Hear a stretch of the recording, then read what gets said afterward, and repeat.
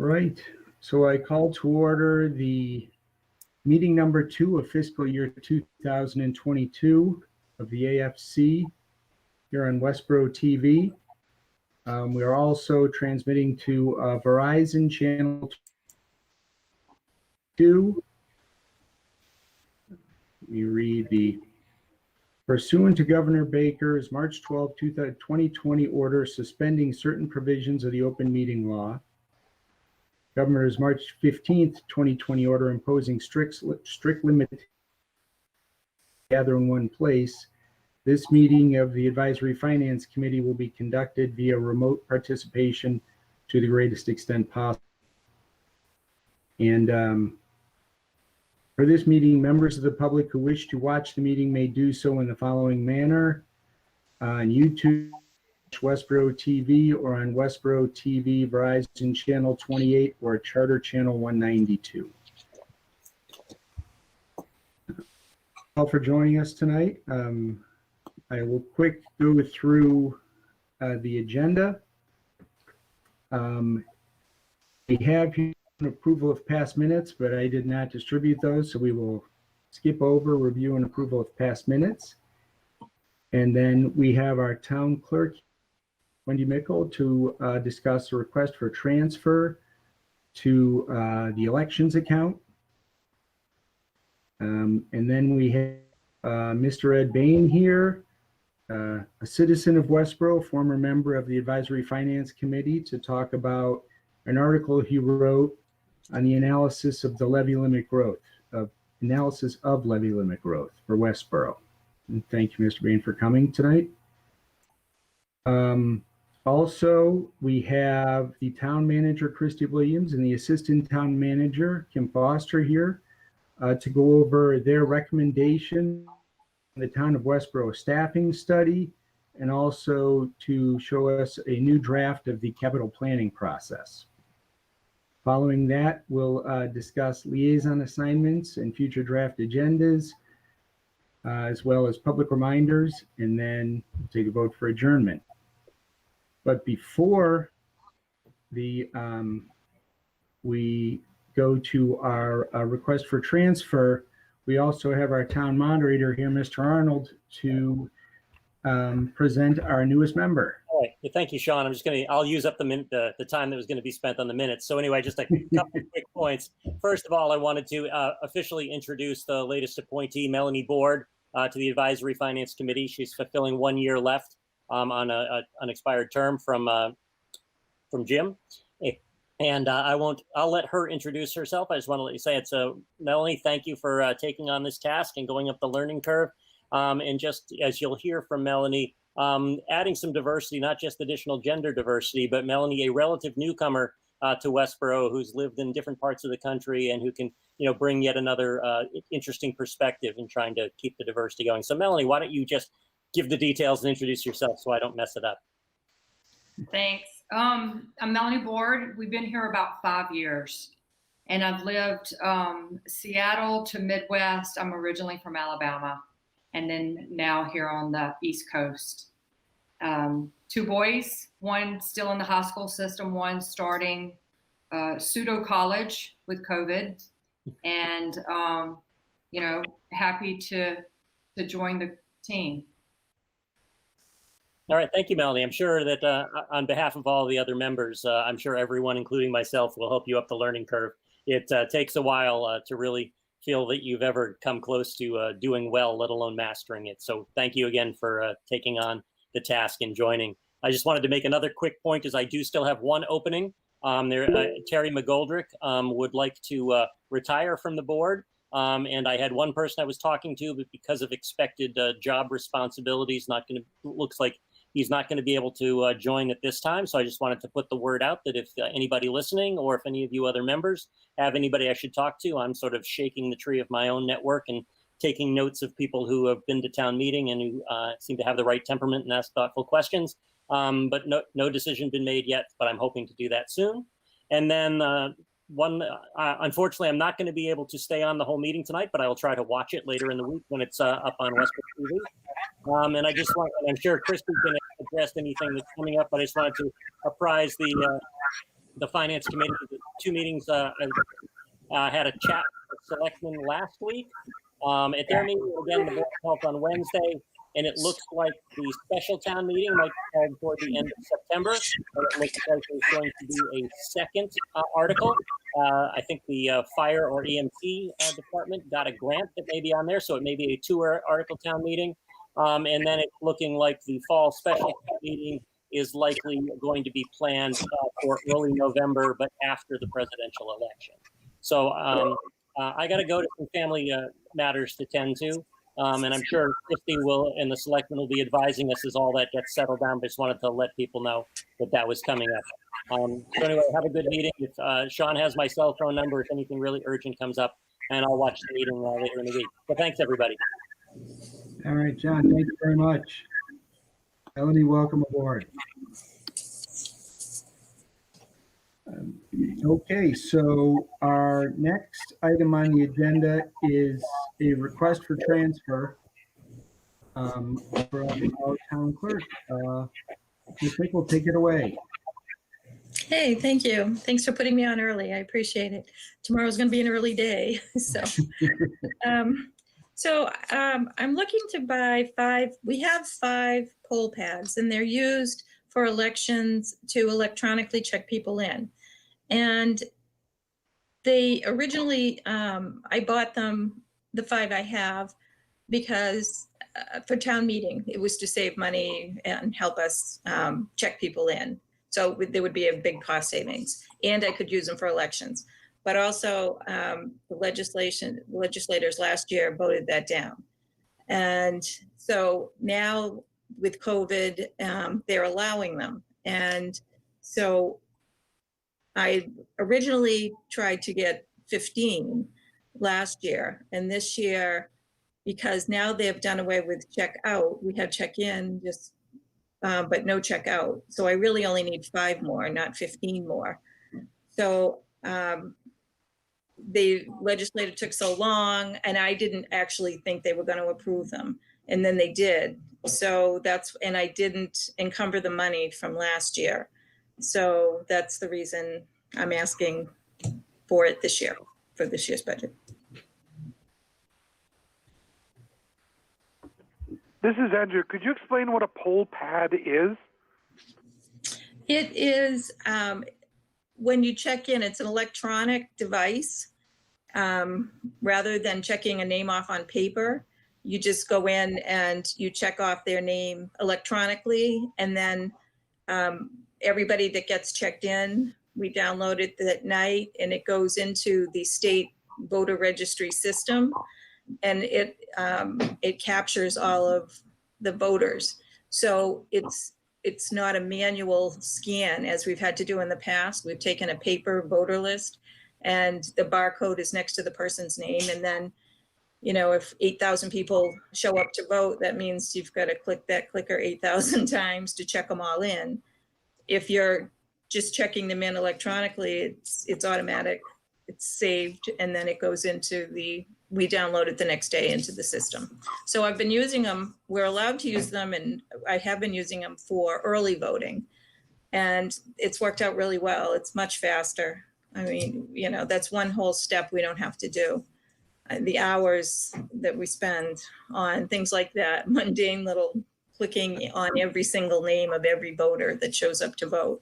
And with a presidential election, I mean, I'm expecting, I don't know, this year probably 9,000 or 10,000 people. That's a lot of names to sit there and click. So. Wendy, just out of curiosity, Mike Beretti, Yes. just out of curiosity, these are electronic devices and then going to be connected to the internet at some point. Can they be hacked? We're told no, and where the state's allowing them, I believe they can't. They're done through the cloud. I'm not a real techie person, so I can't tell you exactly how it's done, but I'm told they can't be hacked. Okay. So, and there are many communities that are using them. Thank you. Yep. Wendy, this is Paul. I'm curious, is there a backup system if you know, if they fail for some reason, Yeah, what do you do?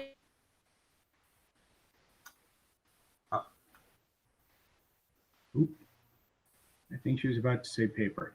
yeah. I thought we were saving all the paper though, so that's why I didn't think that was. I think we're saving processing the paper. Okay. Like she still has to mark it on paper, and I'm speaking for her, so I apologize. But she doesn't have to scan from the paper. My Okay. belief is this is not recording our votes. This is recording our participation Check in in. voting. And I really wish you could unfreeze to ask because I mean, we vote separately. Like this is the check-in process. Right. Check in, check out. And so just literally counting who are the heads that actually voted. Yeah. I thought I saw that it's gonna save a lot of Here print. she is. Okay. Wendy, can you talk now? If the whole thing froze, my whole screen, I don't know what happened. Could you hear us? No, you were Oh. all frozen. So we were speculating. I apologize. I was speculating that the pad was going to check us in, and you were going to save money and time and energy because the pad is electronic, so you didn't have to click and manually scan each person off the paper. Correct. But you still have the paper because that's your paper backup. Yes. Or okay, so you still have to print all the paper. You just don't have to click it. Correct. Click the scanner. Right. No voting information beyond who voted, right? So that's where the security, it's not people's votes that are getting transmitted to the state. It's, Correct. Right. It's just the person that shows up to vote. it's the registration list or whatever Yeah. activity. Yeah. Do you have any idea of how long your payback is and efficiency of, you know, buying this machine versus your manually torturing, scanning, clicking through each page for 5 precincts? For a presidential, it's a couple of days. Okay, well, that's, Yeah. so, and how many people are doing that scanning during the couple days? Is it one person? One person, just one person. Okay, and that's in addition to counting them and doing everything else, right? But this Yeah. takes care of that. Mhm. And so the current 5 poll pads are enough for a town election or whatever, but definitely not enough for this presidential election coming up, is your concern, correct? Well, they're not really even enough for a town election. I suppose we could, because we don't get that big of a turnout. We usually have 2 checkers and there's 5 precincts, so that's where the 10 comes in. But actually, for a town election, it probably 5 would be okay. But they weren't approved until this end of July, beginning of August. So Right. it's all kind of new. So And- how have you been using them? One second, Beth. So you would definitely continue to use these 10 into the future, right? If you didn't get them now, you'd want them for the next election or the one after that, right? It's just so Yeah. happens that they were just allowed. Okay. Yes. And I figured I had 5 and 5 more would be helpful Okay. for the presidential. Okay. It's just out of curiosity, is it likely that they're going to ask for checkout in the future? I mean, I don't know. I've always checked in and checked out when I voted. Yes. There's the checkout. Yeah. I think that they've done away with that. Okay. So we're All right. hoping it stays like that. Any other questions or concerns people want to raise? This is Andrew. I wonder, can we speak to the approximate length of service for these devices? Because they're about $1,200 a pop, if I'm doing the math right. Okay. I don't know. I should. The voting machines, the scanners that we use, I mean, we've had those for 20 years. So I'm hoping that it's the same quality. I could find out. They So seem how long have you had the 5 that you already have? 2 years. Okay, so not. Yeah. Are there And any other? Oh, I'm sorry. That's okay. I mean, I really got them to kind of hoping that we would be able to use them at elections, and got them for town meeting. So it would reduce the cost that we were paying for the check-in with the handsets. We still pay for the handsets, but the check-in was less money. Okay. I may ask, are there any other attendant costs with this? Is there a cost for servicing them, an insurance cost for replacement, a cost for service, whatchamacallit, like updates to the code? Yeah, there is a service. Let me just see if I have that.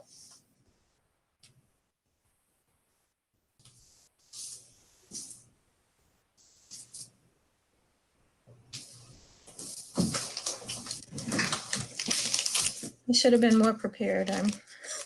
We're up to our eyeballs in ballots right now.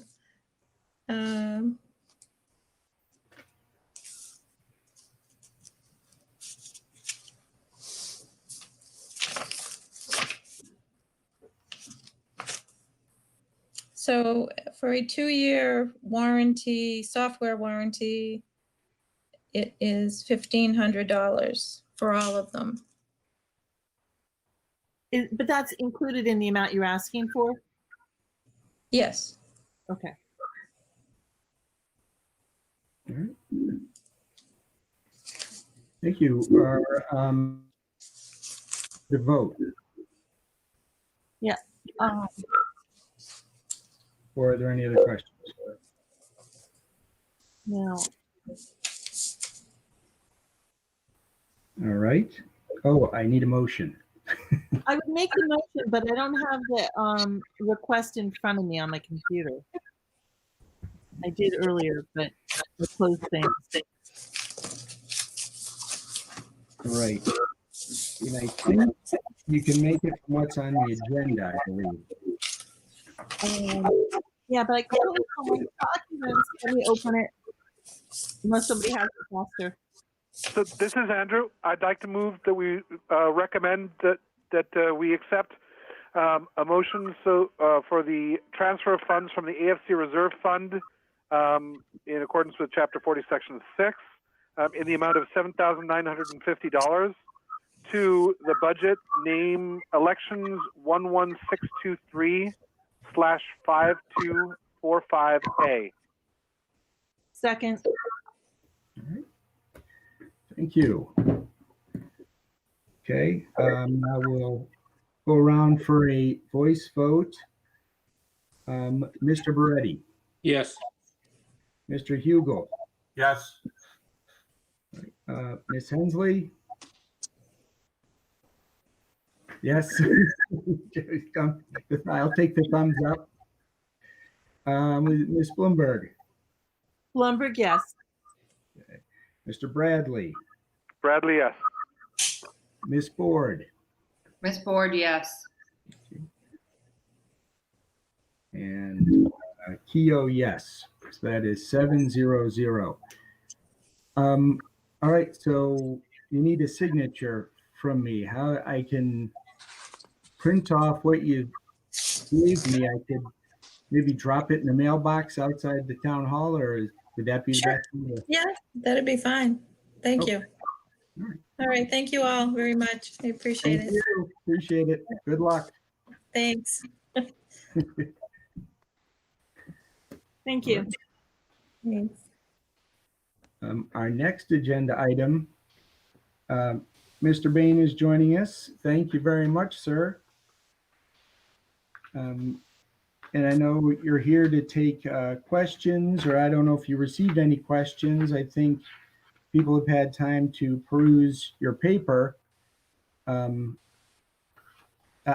hand it to you, I guess, for maybe a quick overview and then discussion of thoughts and what people think of it and what questions folks have. Okay, great. Thank you, Sean. And I do want to do a shout out to Mike, who was very helpful, I think, in initially presenting the paper, or at least talking about the paper a number of months ago. And that's resulted in my being here tonight. he was helpful. I do have a slide deck. We're going to go through that just to keep us on point. I would ask that questions, if people can, wait till the end, and then we can go back. Otherwise, you can get into this and it just takes forever if we get into a small point. That's maybe worthwhile, but let's try to hold it to the end. So on that, I'm going to present. Let me turn this on.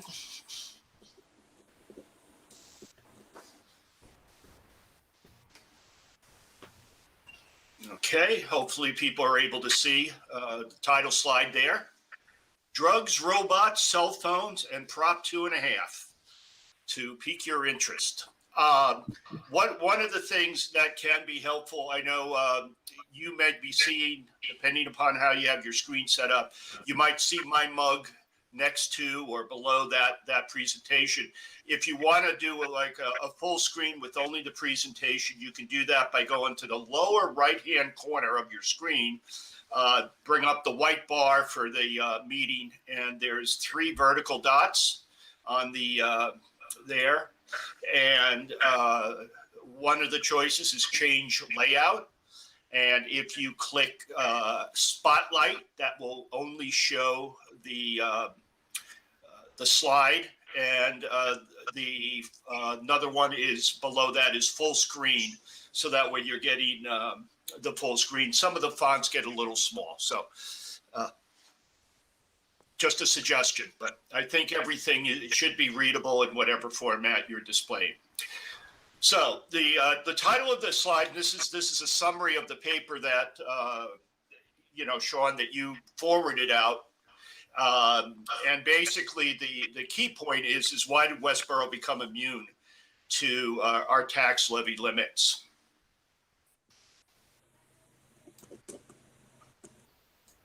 There we go. Okay, so Prop 2.5, it was passed in 1980 on a statewide ballot vote and went into effect in 1982.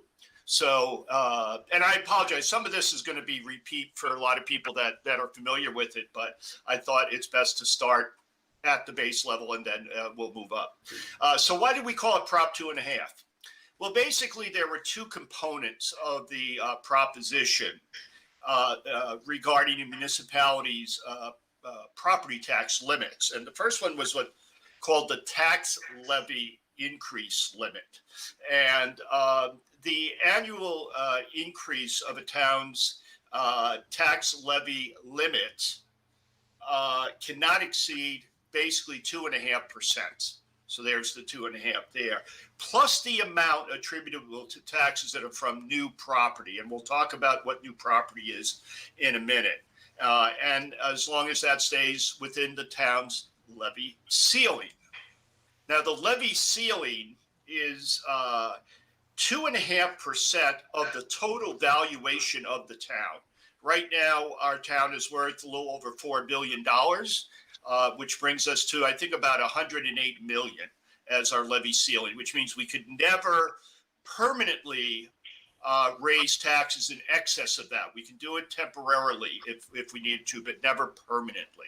So the 2.5 were percentages that were used, and therefore it became Prop 2.5 to reflect those. Okay. So let's take a little look at, I mentioned a couple of levy limits. There's basically 3 that affect us. The first one is the tax levy. The tax levy, that's how much we vote at town meeting to raise each year. And that is what drives our tax bills. The levy limit is the amount that we could raise if we so choose, or as Mike came up with the term, the max we can tax in any one year. Okay. Now we can increase that through what's called a permanent override, but Westborough has never had to do that. The levy ceiling is, as I just mentioned, the absolute cap on how much we can raise, over time or in time. And I took the most recent FY21 expenditures and revenues report that the AFC produced, and you can and the numbers are in there. If you can see them, they may be a little small. Our tax levy was 81 million. Our levy limit was 91 million, and our levy ceiling is 108 million as of the valuation as a town meeting. So you could see we have between that 81 and 91, we have about a 10 million or plus excess capacity, meaning we could, raise more in taxes. We could vote more in taxes, all the way up to that 91 million before we would have to do something special, such as bring it to the townwide voters at a regular election ballot. Okay, so those are the three things to keep in mind: tax levy, levy limit, levy ceiling. So what's the problem? As I mentioned earlier, the property tax cannot exceed 2.5%, plus the amount, and this is bolded, plus the amount attributable to taxes that are from new property growth. So, and here lies the problem that we're going to discuss. It is the handling of new growth that has significantly increases Westborough's levy limit, i.e. the max we can tax, which allows taxes to rise significantly more than the intended 2.5%. And the 2.5% number year over year was designed to more or less reflect inflation at the time it was voted. So the idea was you shouldn't need to spend more than inflation adjusted monies year over year. So that was where they came in with that 2.5% as well. So let's talk about new growth and why it's part of the increase in the levy limit. So, if a town is not growing, if, really doesn't build any new houses or businesses, et cetera, then its total value, that $4 billion currently, wouldn't increase. It would really remain pretty much the same, except for possible inflation. However, towns do grow. New houses are built, new residents come into town, businesses are built, they attract people who want to live in town and work in town, et cetera. This, of course, when you get more people, as we well know, you're going to have to provide additional services. Particularly, it hits schools, but it hits public safety, a variety of services that are very sensitive to population growth. So how can a town, increase its tax levy limit to serve these new residents and businesses without exceeding its annual levy increase of 2.5%? Well, the the authors, the proponents of Prop 2.5 said, well, obviously there is this new business, these new houses, they are going to be valued at some level. So they recognized the need to deal with this new growth. So they included a provision called new growth to the levy limit. And basically the mechanism for adding on those new houses, new businesses, was they took the value of what was built. Okay, so let's say another $1 million was built in last year in new housing. What they would do is say, well, to increase the levy limit beyond that 2.5%, what we're going to do is we're going to take that value, we're going to calculate, well, how much would we have collected in taxes using the tax rate from last year, which in our case was like $18 and something. And then they calculate that and they add it in to the tax levy. And this past year, we added about, I think, 1.3 million into the levy limit beyond the 2.5% automatic increase. So the new growth, it's a good mechanism when you're looking at real estate. And let me reemphasize that, real estate, i.e. physical buildings, developed land, housing, etc. So a little bit more on, well, what do we mean by personal property? Well, it's a little bit of a misnomer in some ways. For personal property, these are things like RVs, boats, things that people own that can be moved. In other words, they're not furnishings in your house. So that's why you hear this term personal property. It belongs to individuals.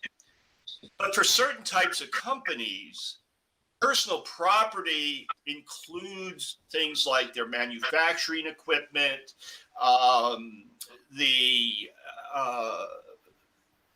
things that are not attached to the building itself. It includes things like inventory, et cetera. And once again, it's only to LLCs and PLCs does this apply. So when you hear personal property or personal property new growth, you got to remember it's not just for an individual. It can be for a business as well. So we'll call it business new property. So here comes to the title of the paper or presentation. What are some examples? And here we go back for the drug part. We had Astra Pharmaceutical for many, many years, which is a major manufacturer in town. And they manufactured a drug called, I think it was Pulmicort. It was an asthma inhaler. And they had this tremendous amount of inventory on hand in Westborough, as well as a variety of equipment to manufacture that. And we would get almost about up to 1.9 million a year in tax revenue. A large portion of that was not their land and building as much as it was the equipment and inventory they had. Robots. Now that Astra's gone, but Amazon bought that piece of property and is, as you probably have seen, is refurbing it, rebuilding it. It's going to be a development site for their robotic systems to help, I guess, in the warehouses, et cetera. And after talking to John Steinberg, our chief assessor, there will be significant business personal property located at that location. So we will, again, be able to get additional tax revenue from that. And lastly, cell phones. The Verizon has a switching center off of, I think it's Flanders, that has a lot of servers, et cetera. And as we all know, smartphones, mobile devices have ballooned over the past 10 to 20 years. And they keep having to expand, replace. Obviously, a lot of server equipment, et cetera, have about a 5-year lifetime. Then they switch it out or it's fully depreciated. With that. So you can sort of think of those kinds of things as what we talk about with new business personal property, new growth. So here lies the problem. Businesses obviously are always buying new equipment. As their old equipment becomes outdated, it ages, they depreciate it. They're always building new inventory to have a stockpile to ship out to their distributors, their customers.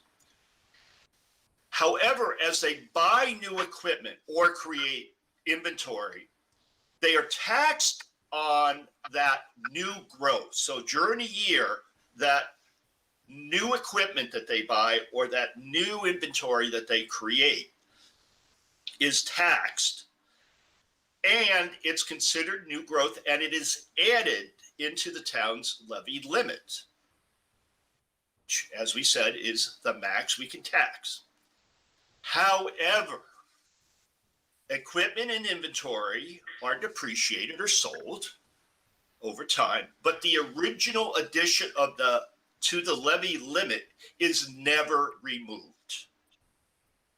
And that additional value continues to compound at 2.5%. And as they buy a new piece of equipment, that equipment is then considered new inventory or new personal property.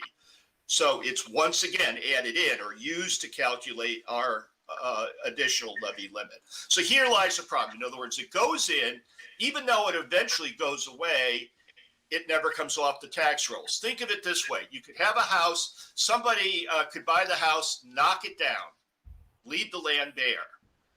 Okay, we'd lose that house and the valuation associated with that house. So you could no longer tax that property at the same rate as you did because it no longer has a house. It's only the land that's left. Okay, that does not happen with new growth.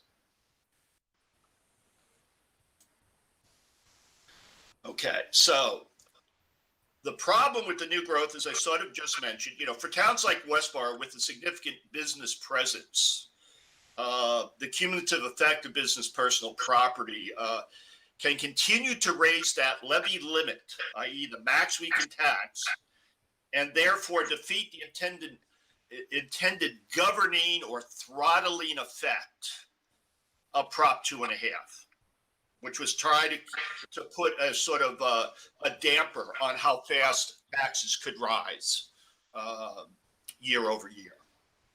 All right, and Westborough at one point, 50%, it's changed, but about 50% of its revenue came from business. Its tax levy came from business. The other half came from taxpayers, residents. That's flipped now. I think we get about 35%, about a third comes from business. Okay, so how much influence does this new growth, have? So let's look at some numbers on taxpayers. I hope you can see this. I just dumped out. This is from the Department of Local Services, from the Department of Revenue. And it just has the amount, the total dollar amount of new growth that we had from residential buildings. So this would be houses, single family houses. It would be condominiums, apartments, basically places that are habitable.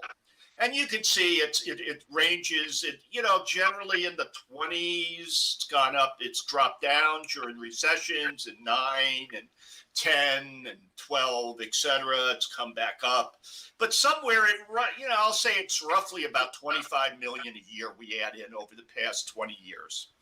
Okay, and if you add all those numbers up, you come up with a total that we have added year over year of 525 million. So basically $500 million in new development, and that is what was valued at the time, at the year in which those numbers appear.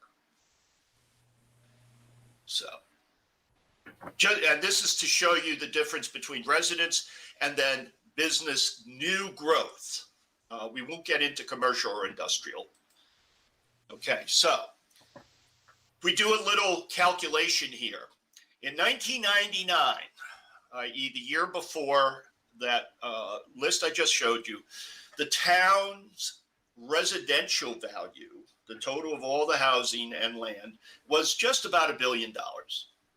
We added in, as we just mentioned, another $500 million over the past 20 years, which would bring us up to $1.5 billion. When the chief assessor came out and said, what is the value, as you go around and you reevaluate homes and land and what have you, for fair market value, in 2020, the assessed value, and this is year 20, it was for FY21, the total was just about $3 billion. Well, that shows that we increased the value of residents in town by about 1.4 billion. Now, the good news of that is that means your houses have increased in value. The bad news is you're paying more taxes relative to businesses because they did not increase as much. So now let's look at new growth from the business side.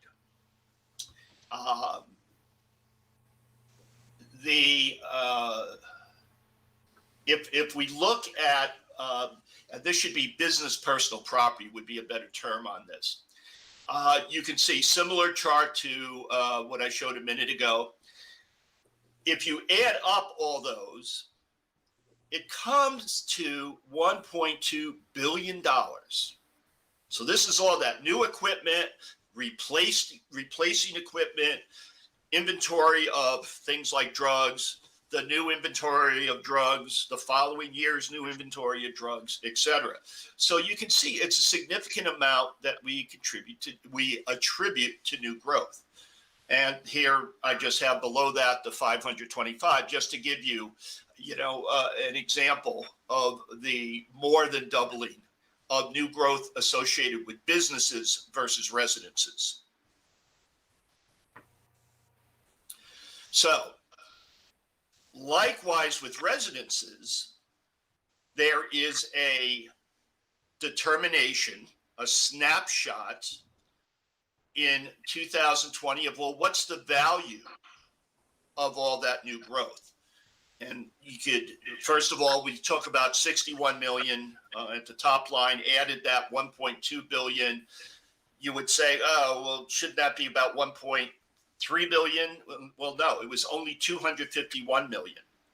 Because when we assess things, we don't count all that old equipment or that old inventory. We only count what's in the businesses on the date of the assessment, as of 2020. So we can see there, how much did we lose in that valuation of new growth, which was $1 billion. So once again, it just illustrates the fact that stuff is bought, it's used, it depreciates, it's manufactured, the inventory is sold, it goes away, new inventory comes in, et cetera, et cetera. So you can see this, the level of magnitude, that this is something that is transient, if you will, in many ways. So next question is, well, how does that affect our levy limit? The max we can tax. And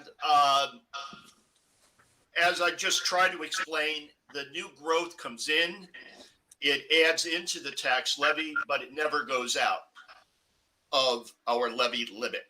And not only that, but once it's in the levy limit, remember, levy limit grows by 2.5%. So even if all the businesses left town today, all that old new growth is already baked into our levy limit and would continue to grow at 2.5%. In addition to, even though it's no longer around in any form whatsoever. So this phenomenon of adding in business new growth, particularly in things like inventory and equipment, allows the town's levy limit to increase without having true underlying asset valuation. As we saw that drop, that 1 billion plus drop between what we've added in over the years to what it actually is worth today in 2020. Just a couple more slides. So why is this a problem? So, well, in effect, we don't enjoy this Prop 2.5 throttling mechanism of that 2.5%, sort of that inflation adjusted levy limit, because the levy limit rises much faster than it would normally do if a town really had little to no business. And as a result, the town has significant tax levy headroom. Remember the slide with the 3 bars?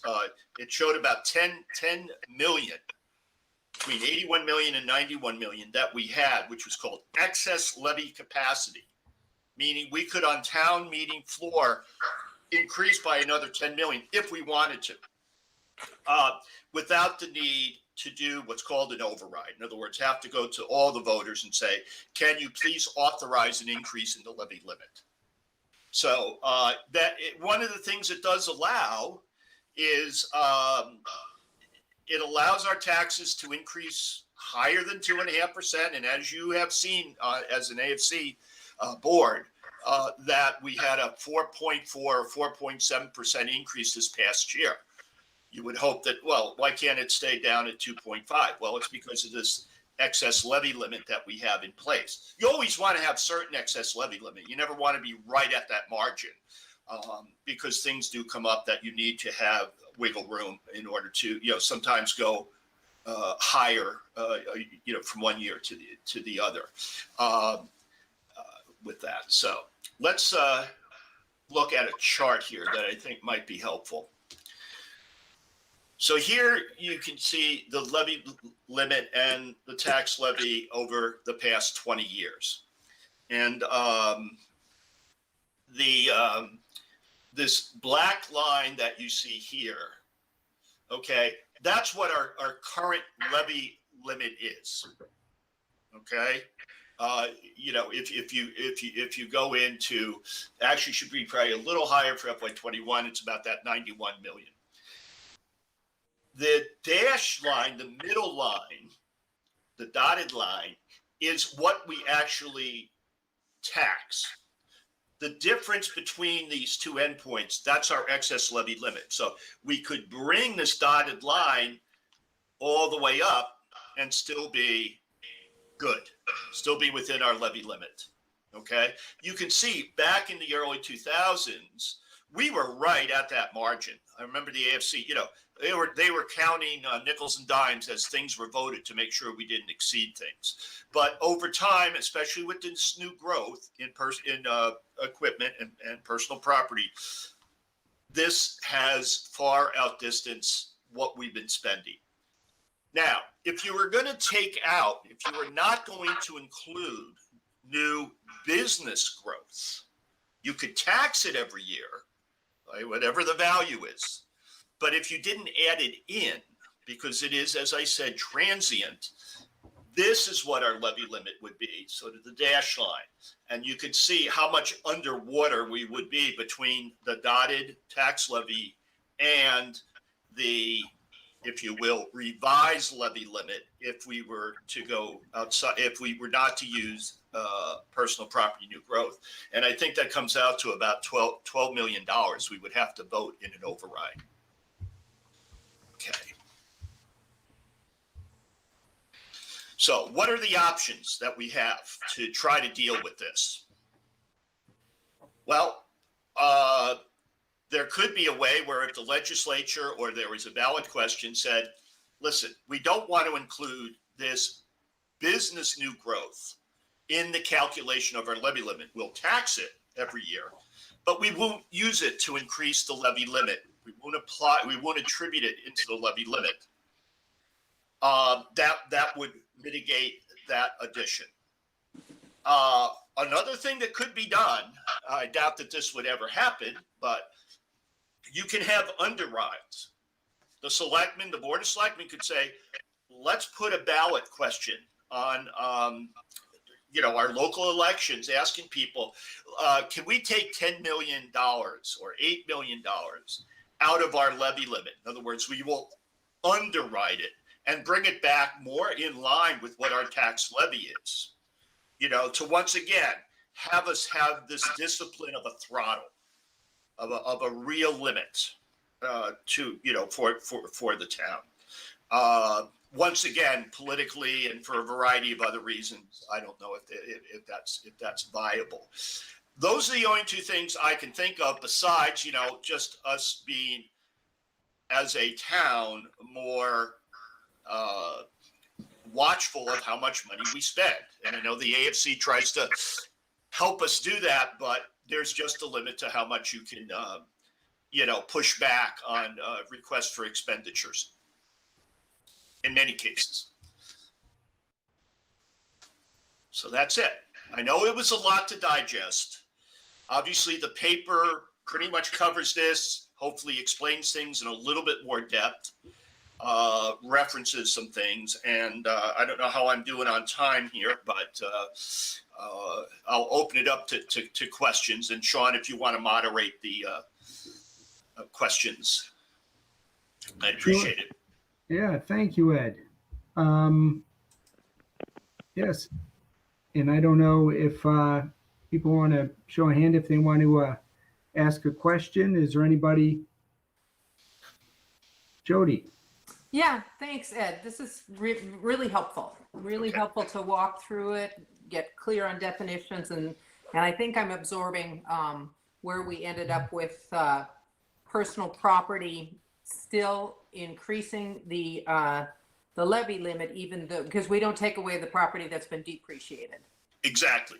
All right, but I'm gonna look at that chart, the chart that you showed, where you're showing including personal property, excluding personal property, and then the actual tax. Okay, let me hold on a second. I can bring that back up just so we have it on the screen. I think. Okay. I don't know if I lost it. Hold on. I printed it, so I guess I'm looking at it. But, Okay, do oh, we here. see it back up there? I see the first Initial. slide. So I don't know if you can roll through. Yeah.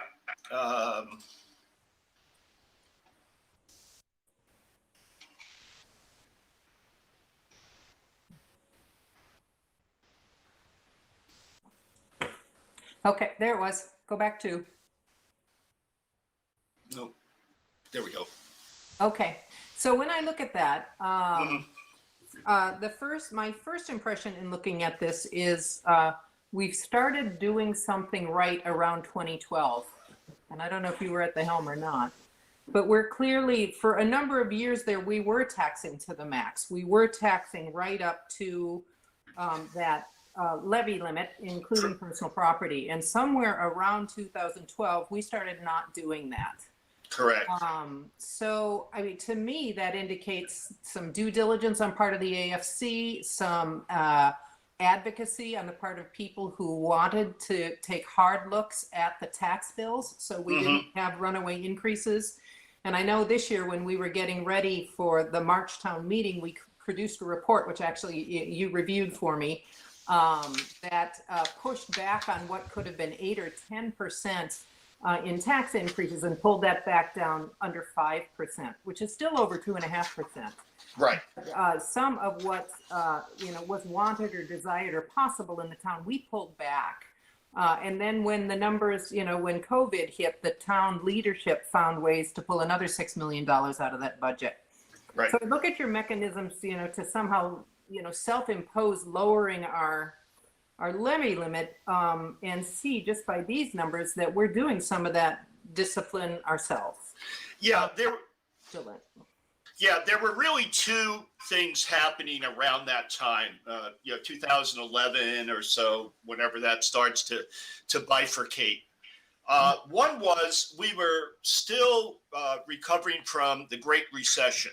So there was still a lot of people were very vocal about taxes. We were not flush. So I think that put extra, how should I say, pressure on town departments, et cetera, to try to maybe not ask for some monies that they might have wanted to, because they recognized we really got to watch it. There's people's, they're going through some rough times or still going through rough times. The other thing in 2012 and 13, in 2012, in new growth, so the black line, we had 69. I'm going back to one of the other sort of charts or tables. We had about a $70 million business personal property amount in that. And the next year in 2013, it was up to 87 million. So what we did is we got sort of a bump, and I know it's very hard to see on this chart specifically. So there were two things that came together that helped spread that apart. First of all, we had some significant new growth, which of course pushes up that top line, that levy limit line. Plus we had some dampening in our ability, desire, our appetite for increased taxes, which is the dotted line. So I think that did it. Now, but as you can see, we sort of kept, but now at the very end, if you look at the two lines, they're sort of back almost in parallel in growth. And I know, once again, we're just looking over a couple of years, but and we do have that levy, that excess levy there. So I think it was a combination, and I think we kind of stayed in good shape for a while. Obviously, in the more recent year or so, we did lose Astra, so that came out of the mix and drove things down to a lower level. So, which widened the gap. So I have another question about excluding the line you chose on the bottom, which is excluding personal property. Right. So why would we exclude it? Because there is personal property that comes on new. You showed the $200,000. There is personal property that actually does get taxed. And I understand the point you're making about it would be more accurate to remove the depreciated property. Right. So we're not pretending, that that's there for us to tax. Right. But we want to exclude it. We'd at least always want to include the personal property that we actually are taxing. Well, and we would. Our tax levy would still include the taxing of the current year's personal property. Whatever somebody says, I have this is the value of the personal property in my business today, i.e. 2020, we would say, great, we're going to tax you on that. We're going to tax you on your building. We're going to tax you on your land. But the problem would then be, they say, yeah, but next year, let's use inventory because that's the most transient. We're going to sell all that. And we go, well, that's fine, but we're not interested in you selling it and then getting more. We're going to keep that in the levy limit. So it would be great if we could actually track, and as truly machines were depreciated and replaced, we could pull them back out. But I think when the Prop 2.5 authors, they didn't envision this. They didn't envision both the volume that certain towns would have this much, and also what's happened over time, and I'm not an expert on this, fewer and fewer companies are becoming incorporated, and incorporated companies are not subject to this tax. It's only LLCs and PLCs.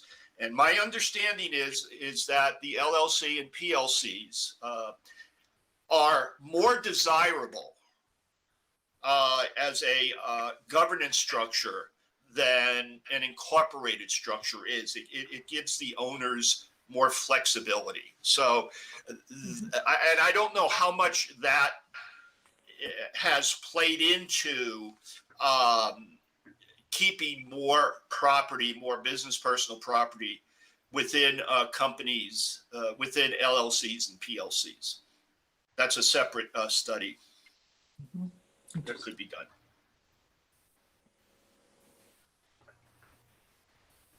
Oh, Paul, then Mike. Sorry, Mike. Okay. So I think looking at that chart, ideally there'd be a fourth line, which would be probably somewhere in the middle that would include the inventory and machinery that's being taxed, but not the stuff that's no longer being taxed. But I think you're saying theoretical, we can't get that except maybe when there's a reevaluation in hindsight. Yeah. I guess, so I see another practical application of this besides the two that were impractical, I guess, and that is in our presentations to the town and in our report, we show that tax levy and we tend to feel good about it, or at least that's the way I've seen it, is that, oh, look, we're way below that tax levy limit. So, that's a good thing, even if we're going up a high percentage. And I'm wondering if we should report that in either another way or, and again, maybe this is that theoretical amount that we can't, but I'd like to see a way to report that without the artificial inflation on it, either in parallel with what's done now or instead. So something maybe that we actually could do, or maybe we just need to, I don't know, if we can't come up with that number, some kind of theoretical way. I don't know if you thought about that. Yeah, I mean, you do in a way on the revenue and expenditures report, that tends to be within the first half dozen pages somewhere of the AFC book. When there is the levy limit calculation at the very bottom of that spreadsheet, Right. it does show the 2.5% increase. Like it shows last year's levy limit, how much is 2.5%, and then the amount of new growth that's added in. And then it sums up to the new levy limit for the current year. But we're not taking out the old stuff. But but I don't know if that provides some option for a footnote or something like that. And I know trying to explain this in a at a town meeting would be crazy. You'd lose so many people because it's not intuitive. You have to dig into the numbers. Fortunately, the AFC, being very smart folks, have the ability to do that. But the great majority of participants probably, some would, but many would not. So something to think about to try to illustrate this. And when people ask, the point is, well, how can, with Prop 2.5, my, over time, my house, my tax bill, keeps increasing by about 4% per year. Shouldn't it be limited by Prop 2.5? The simple answer is, well, it's really not limited purely by 2.5%. But then you got to get into this whole presentation or explanation. And, and the other thing is as house values increase through appreciation, more of the tax burden shifts to residents and away from businesses, because businesses don't tend to appreciate at the same rate as homes and condos and residential buildings. So that acerbates the situation in a way. Unfortunately, you have more in wealth, if you will, in your value of your house, but wealth doesn't change into income unless you sell it. So to sum up, my thought of it is if we can find a way to show this, which sounds, which we're admitting would be difficult, but we should think about that. Yep. All right. Mike and then Andrew. Ed, could you go back to slide 18? Okay. Is that why the problem? Okay. Yeah, I'm looking at the last sentence in that slide, and it says because we have such headroom in the levy limit, it allows that phenomenon we've all seen where special interests pack a meeting, vote to increase taxes, which will exceed the Prop 2.5 limits, but there's no opportunity for a townwide approval because that Prop 2.5 tool has been taken out of our hands. Yeah, and this may be the phraseology here I want to be careful of, and maybe that should be changed a bit. Just the fact that you get a lot of people in town to vote for something, to approve it. It's not that people come in and say, oh, instead of spending 10 million on this project, I want to spend 15 million. The warrant limits that to it, and the wording in the warrant can limit that. Normally you can't go above too easily the amount, and the AFC's recommendation tends to say, no, this is what we're going to vote for. Now, it's possible somebody could do that, but really it tends to be I'll use the words, a bit of a controversial issue or something that's important to individuals or a group of individuals. This headroom allows possibly special interest to put something on the ballot, either directly or indirectly through an initiative. And because of the excess levy capacity we have, there's not this governing effect. I may want to change that last line because that may be a little misleading. It does allow people to push through special projects or projects that are important to them, and it may be, they're all good. It's just it's a way where in our democracy, a pure democracy at town meeting, it does allow sometimes special interests. But we have a process where things go on the warrant, they're announced, they're published. We don't just have surprise town meetings with only 4 people invited. No. There's a public process that's been working, and there's probably more people who don't want to raise their taxes than people who genuinely do. Right. I mean, people want their special projects, but most people know there's a cost involved. I don't see this as something we need to change as long as we're aware of it. Well, I'm not advocating a change, Beth. What I'm advocating is that we pay more attention, that we add on to what we said in last year's R&R, where Westborough needs to start paying attention to what we're spending on, and and start asking the hard questions of, do we really need to spend this money? So I'm not advocating a change. I'm just kind of adding on to that guidance that we offered last year. Now, I mean, please go ahead. I think the AFC is the group that, we're charged with like really paying attention, and maybe we need to be more diligent about saying, is this expense worth it or not?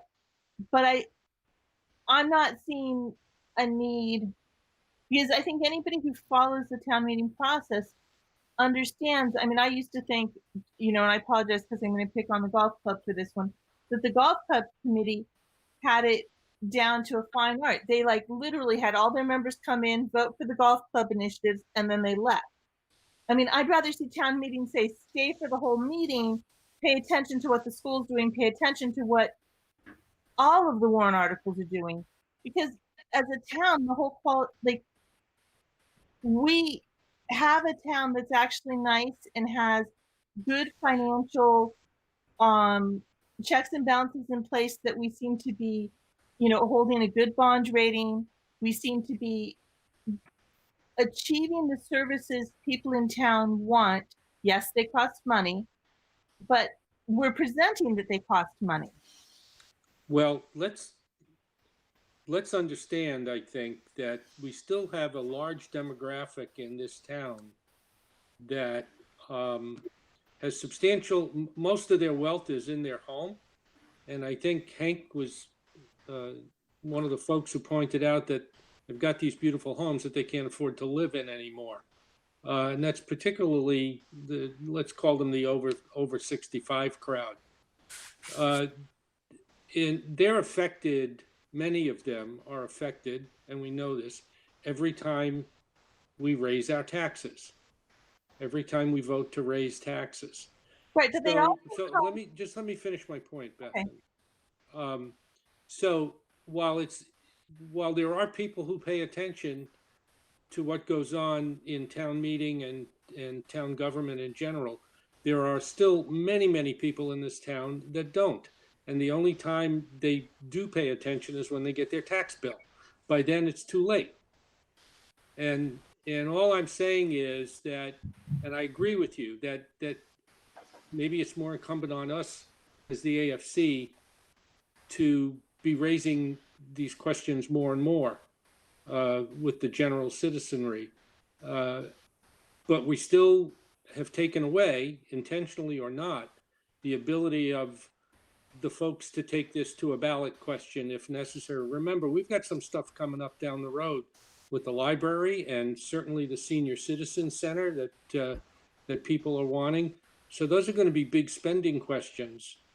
Right. And I just want to make sure that we don't lose sight of the fact that we've got this $10 million in excess levy capacity that gives us carte blanche as a town to just keep bumping up the taxes above that 2.5%. But we know how much stress we put on ourselves and the rest of the finance committee and the town budgets when we saw the budget hitting 5%. we were, hey, find those cuts. That's Yep. our job. Yeah, agreed. Can I jump in with some numbers? This past year, the increase in taxes estimated, and I know November or fall town meeting may adjust things, but it was 4.7%. Granted, that was under COVID, et cetera. But that level of number, that 4% plus, is not unusual. The Social Security cost of living increase for this, I think, upcoming year was pegged at about 1.6%. So Prop 2.5, the whole premise was, let's not allow taxes to increase more than 2.5%, because that's more or less like inflation, which protects people on fixed incomes. So 4% is significantly higher than what we're seeing in like cost of living. That's where the hurt comes in. And the fact that you have this excess levy limit keeps things from having to go to a ballot where people can say, no, I don't want to spend that much money. Well, the part that cracks me up about this is, I mean, one of the things we're talking about that's going to be a big spend and is a big request is like the senior citizens senior center. You're right. And so, like, if you want services, you have to pay for them. And so I'm just want to be aware of what's going on and, pick and choose what I spend my money on. It's, what I do. And I understand that, this is really stressful if you've got a fixed income, a house that's gone up in value, and you can't access that money. I hate to say that's what reverse mortgages are about. But the reality of it is we have been pretty good and fiscally responsible as a town for keeping the services that people want and not being financially flippant with people's money. Yeah. I don't want to get it. We can get into, and when everything, comes back to normal, we can have coffee and talk maybe some more about this. But it comes down, and the whole premise of this paper, it wasn't to say we're not being responsible, we're being irresponsible, whatever. The whole point of this is Prop 2.5. We're, as the title's slide says, how did we become immune to that premise, to that promise? That's what the point of this discussion is. Not whether we've been fiscally responsible or not, or a lot of the other issues that affect the town, but rather we have lost this throttling capability. And when you looked at Westborough, if you rank all the towns, our rate, I'm trying to get this right, of the 351 municipalities within the state, we're in like the 38 or 39 as far as our tax bill, I think, percentages. So we vote. I mean, in the end, it's us voting for what we want. But the point of 2.5 was to say, okay, but if you want to start getting up to your levy limits or be above those, you got to get not everybody, but you got to bring it onto a town ballot and which would draw a lot more people. This just happened in Shrewsbury. They had to do an override, and it was quite contentious, to say the least. They did vote it, but about 2/3 of overrides fail. So I'm not trying to argue fiscal responsibility. I'm merely trying to present that this is an issue. It does. We no longer have a discipline imposed upon us that Prop 2.5 had promised. So Andrew and then Jody had a question. Thank you. So 2 quick points. The first, I think Ed was really getting to it, and that this Prop 2.5 is really just a tool.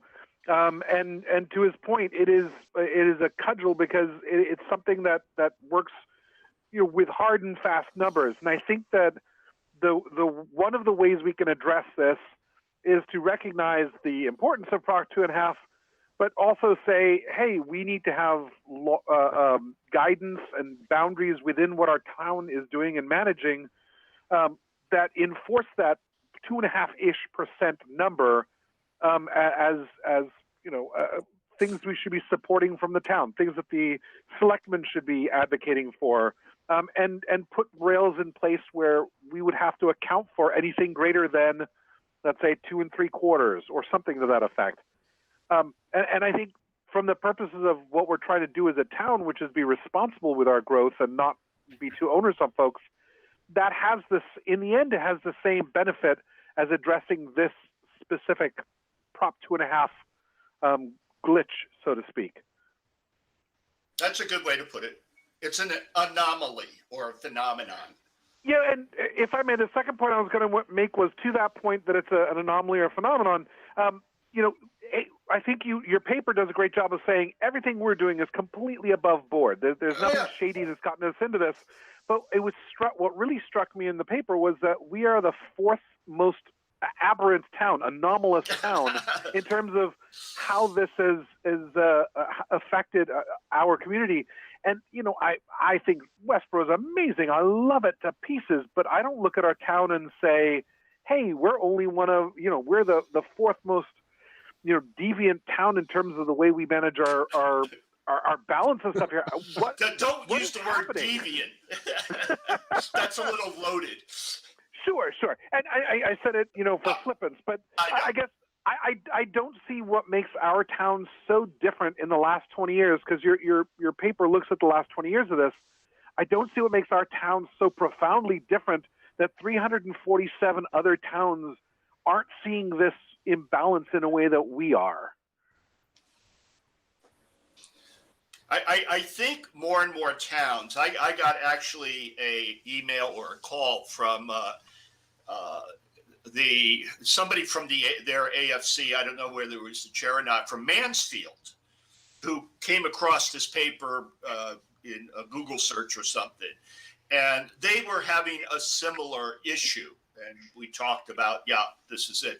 And the question becomes, are there more towns? It's been a while since I tried to do, because it is a little bit complex, to go through all towns and rank how much excess levy have they accumulated purely because of business new growth. Listen, I know time. I've been going about an hour here, Sean, and I was told that was about my limit.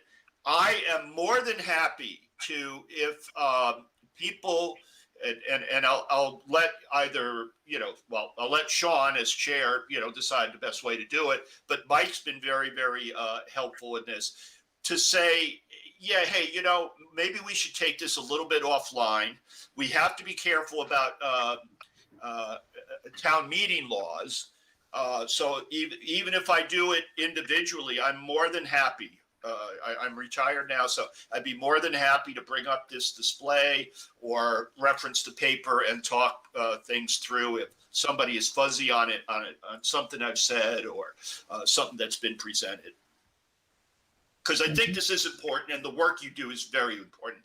And I want to thank you for all the work you do. Thank you. Jody, do you want to get in the last question? Sure, I will. I guess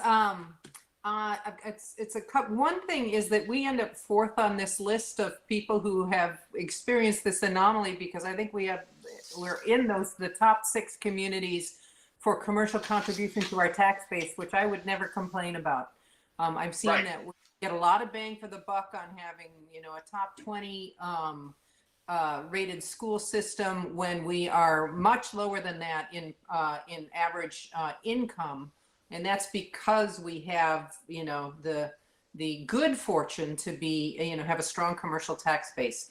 But my question, Ed, is this something that is a glitch, a technicality in the state law? And is it the state law that needs to change? Well, it would be, yes, and I don't know from the Mass General laws where this actually falls, Prop 2.5. But yeah, it would have to be, if it was to be adjusted or to some mechanism to tune this to maybe be a little bit more sensitive to the fact of depreciation and sale of inventory. I think that would have to, it may have to be a ballot question. Possibly the legislature might do it. Legislature was generally against 2.5, but it did pass because it was a ballot question. So I don't know. I put these possibilities up, but I think it would be worthwhile to try to look at towns. The last time I did this was 2015. Things probably have changed since then. We are blessed that we have the business base that we do have, and that we get the taxes, because in a couple of cases, we were going to be underwater. But Astra back in, 2011 or 12 or something, one of them, they came through with an unexpectedly large inventory valuation. And that allowed us to increase the levy limit so that we didn't have to do an override. Thank you, Ed. You're welcome. Thank you very much. Thanks, Ed. All right, I'll leave the meeting, but thank you for all you do. Thank you. All right, and now I'll hand it over to our town manager on Tuesday. Was it Tuesday?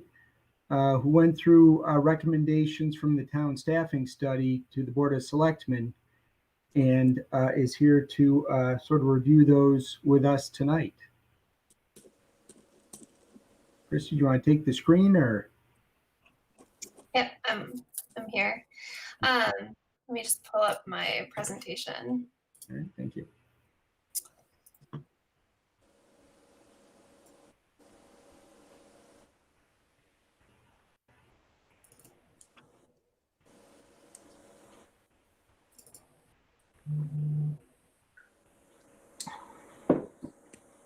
Oh, sorry.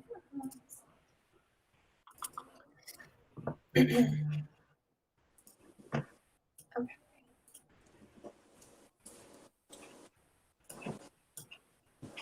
All right. So I'm just going to present the slides that I presented to the Board of Selectmen. As you all know, we received the final draft of the staffing study.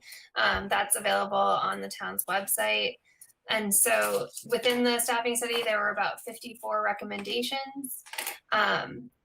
The majority of the recommendations are really about internal operations and something I'll be giving the board an update on in the future. The remaining recommendations were really about organization and policy.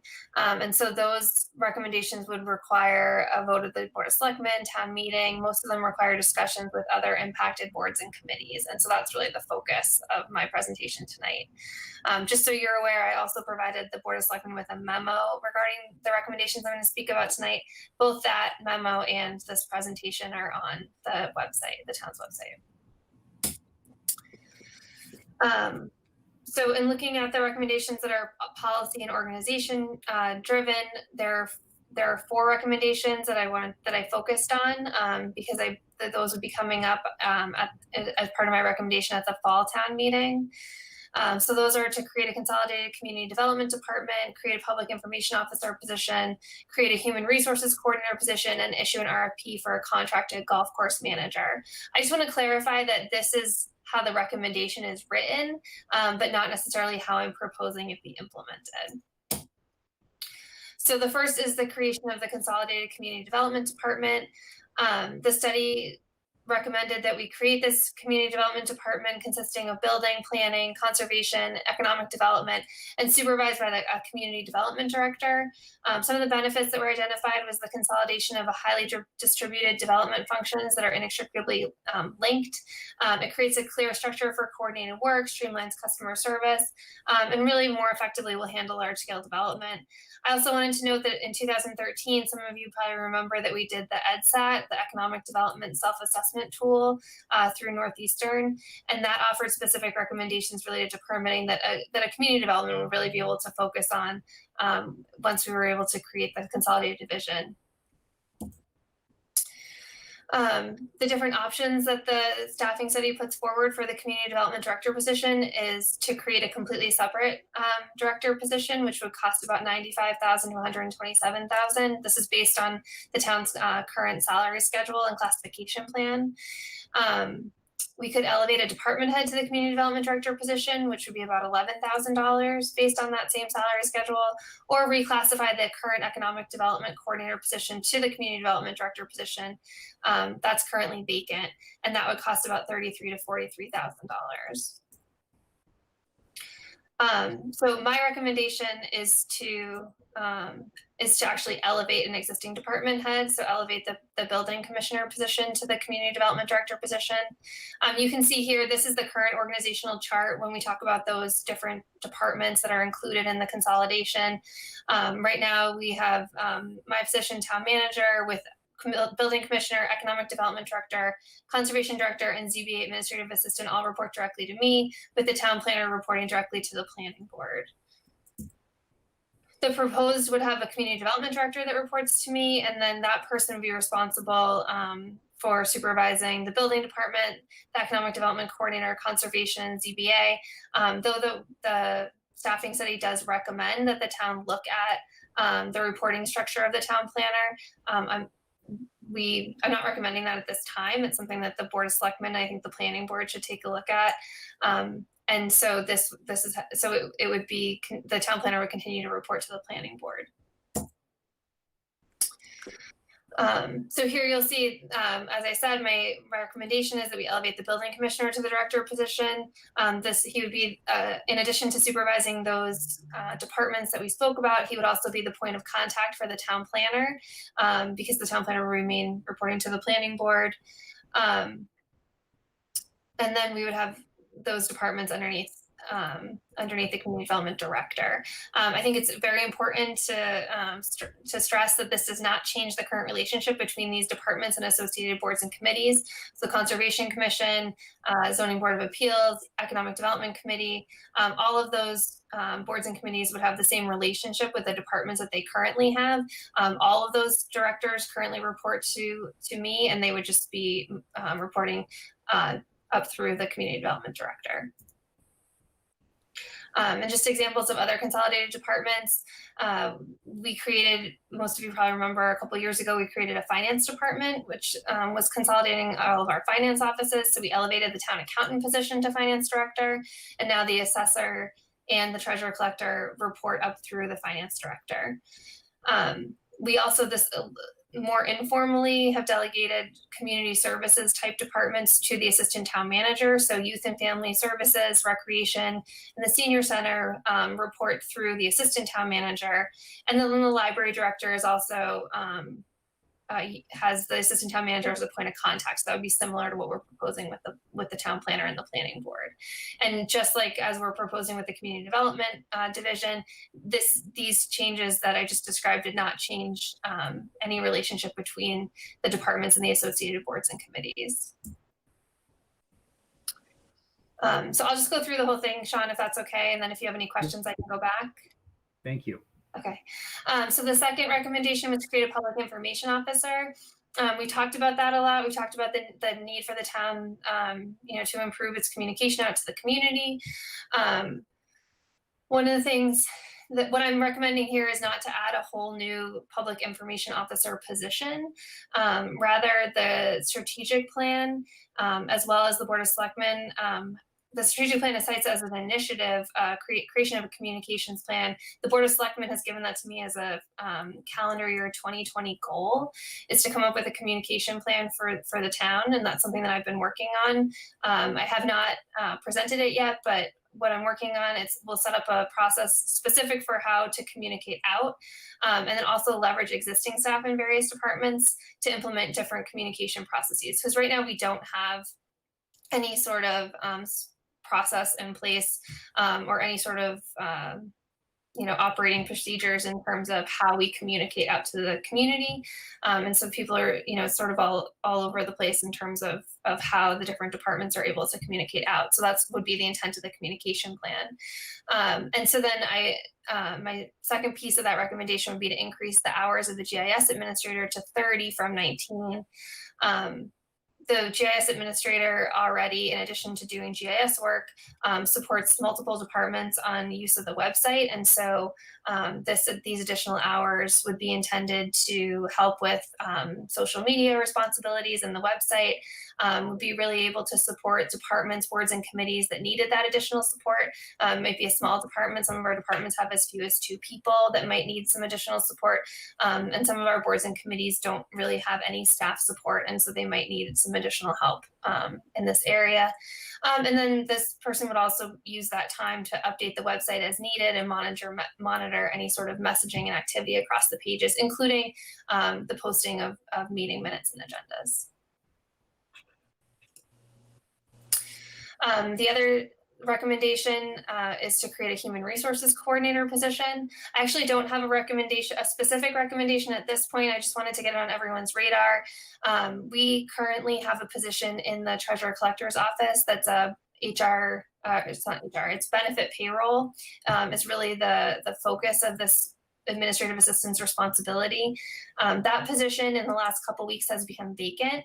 And so we're really looking at that position to see if it makes sense to continue the job description as it exists, or to potentially restructure and fill our benefit need. And one of the reasons that we feel like we might be able to do that is that another recommendation in the staffing study, and one that we've been talking about for a long time, is to push the inputting of payroll out to some of the larger departments, so that our payroll staff, the treasurer collector's office and the town accountant's office are not inputting payroll. And so we've already started to do that, and that really is going to free up some capacity in that payroll benefit position. And so we're continuing to monitor that, and we expect to make a recommendation at a Board of Selectmen's meeting in the future. And then the issuance of the RFP for the contracted golf course manager. You all know that the Country Club Operating Committee has been working on this for a long time, and understanding that the current golf manager is retiring at the end of this calendar year. So there is a group of some town staff, one selectman, and a couple Country Club Operating Committee representatives who have really been digging in over the past couple of months to look at the 2 different management models, one being the issuance of the RFP, which is what the town currently does, and the other being an employee model where we would hire employees under the recreation department to serve this golf course management need.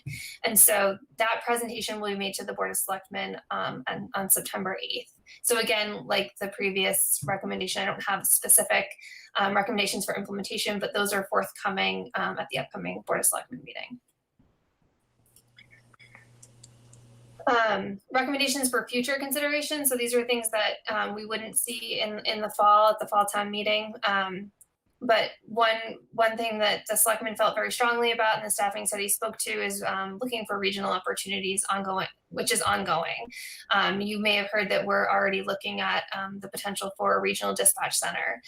One of the other items that came up in the staffing study was the need for a full-time public health nurse, which I've identified as a good opportunity for the town to look at, a regional opportunity to see if other towns are interested in hiring a public health nurse to meet the needs that we have. So that's something that the public health director and I will be exploring. Things that might come up at the 2020 annual town meeting, designating a procurement officer in the finance department. This might be an additional position. It's something that we really feel we would free up capacity. We would create capacity in multiple departments because procurement and procurement laws do take up a lot of time in a lot of our departments. So to have someone who's really in charge of doing that would not only create that capacity, but would also give us the potential to leverage large group purchasing going forward. The second is to establish a stormwater utility fund. This was actually a goal of mine from the Board of Selectmen. And we did start to look at it right before COVID hit. But most recently, the Department of Public Works actually applied for a grant that would look at culverts and different things, and also at have a phase to it where it would look at the creation of a stormwater utility fund. And so that might be something that you would see on the 2021 annual town meeting, because if we were awarded the grant, we would need to go to town meeting to ask for matching funds for the grant. The restructuring of the finance department to further integrate staff. When we created the finance department, we didn't make any changes to the charter in terms of reporting. So this is a non-monetary recommendation of the staffing study. Resigning responsibility for kennel inspections to the ACO. This will require a discussion with the Board of Health and the police chief, but that would just be a bylaw change, and again, non-monetary change. Transferring responsibility for floodplain enforcement to the Conservation Commission. Again, non-monetary, but something that would require conversations between the multiple boards and committees. There's also the recommendation to create a human services department. So similar to the community development division, they've recommended creating a human services department, which would include both the council on aging and youth and family services. I'm not making that recommendation at this time, but I do think that one step, sort of in that direction would be to implement the town strategic plan initiative, which was to do a senior population needs assessment. As I said, this was recommended by the town strategic plan, and I think that this would be an important first step, but looking into the future of what we really want our programs to look like and what our needs are before we create this consolidated department. And then in future years, in calendar year 2021, there were several recommendations that really could just be Board of Selectmen and town manager goals in terms of discussion. So these recommendations were to look at streamlining overlapping boards, committees, and commissions, leveraging the joint meeting process between the Board of Selectmen and the school committee. We've already started to do that. You're all aware of that, especially in relating to long-range financial planning. And then meeting with the Board of Health and the Planning Board in terms of the recommendations to transfer appointment responsibility for both the health director and the town planner. 2022 annual town meeting. Right now we have on here to adjust assessor's office staffing to meet service level expectations. This would be an FY23 budget. Obviously that's a few years out, but that's something that we would recommend, not at this moment, but in the future to look at. There are several recommendations related to the Department of Public Works staffing. As you all know, the current Public Works Director is new. Well, he's been here a year now, but there has been turnover in some high-level positions. The town engineer, assistant town engineer, the DPW director, operations manager, and assistant DPW director. And so they're really just getting back up to full staff. At the same time, our new DPW director has implemented a lot of sort of operational changes. And so for these recommendations, my recommendation would be to allow the DPW director to really implement these, different systems, get up to full staff, and really see where he feels his needs are in relation to what's recommended under the staffing study. So these don't have any sort of timeline. I think that the Public Works Director will bring them forward as he sees fit. And then some sort of more into the future is the creation of information technology positions to support the library and other departments. Again, there's a lot of operational recommendations within the staffing study that I think we should implement related to information technology prior to adding staff. Reclassify the Zoning Board of Appeals secretary as a full-time plan reviewer. I think this is an interesting recommendation, but something that we should look at over time, especially as we're creating the community development department and having a director come in. And then reclassifying the historical commission secretary position as an administrative assistant. Again, this is something that we can certainly consider in the future, but I wouldn't consider it a priority at this point. So that's all the recommendations I have. You'll see those 4 recommendations that I mentioned in the beginning. At least 2 of them I would recommend be on the fall town meeting warrant. If you watch the Board of Selectmen meeting on Tuesday, we talked to, I think the board was supportive of the creation of the community development department. But then they did have some questions about that increase in the GIS administrator position. So just so that you know, the total recommendation for the fall town meeting would be the cost to those 2 would be about $13,000 in FY21. But again, this will come back to you. This would come back to you on a warrant for the fall town meeting. Anybody have a question? I see hand. Paul, please go ahead.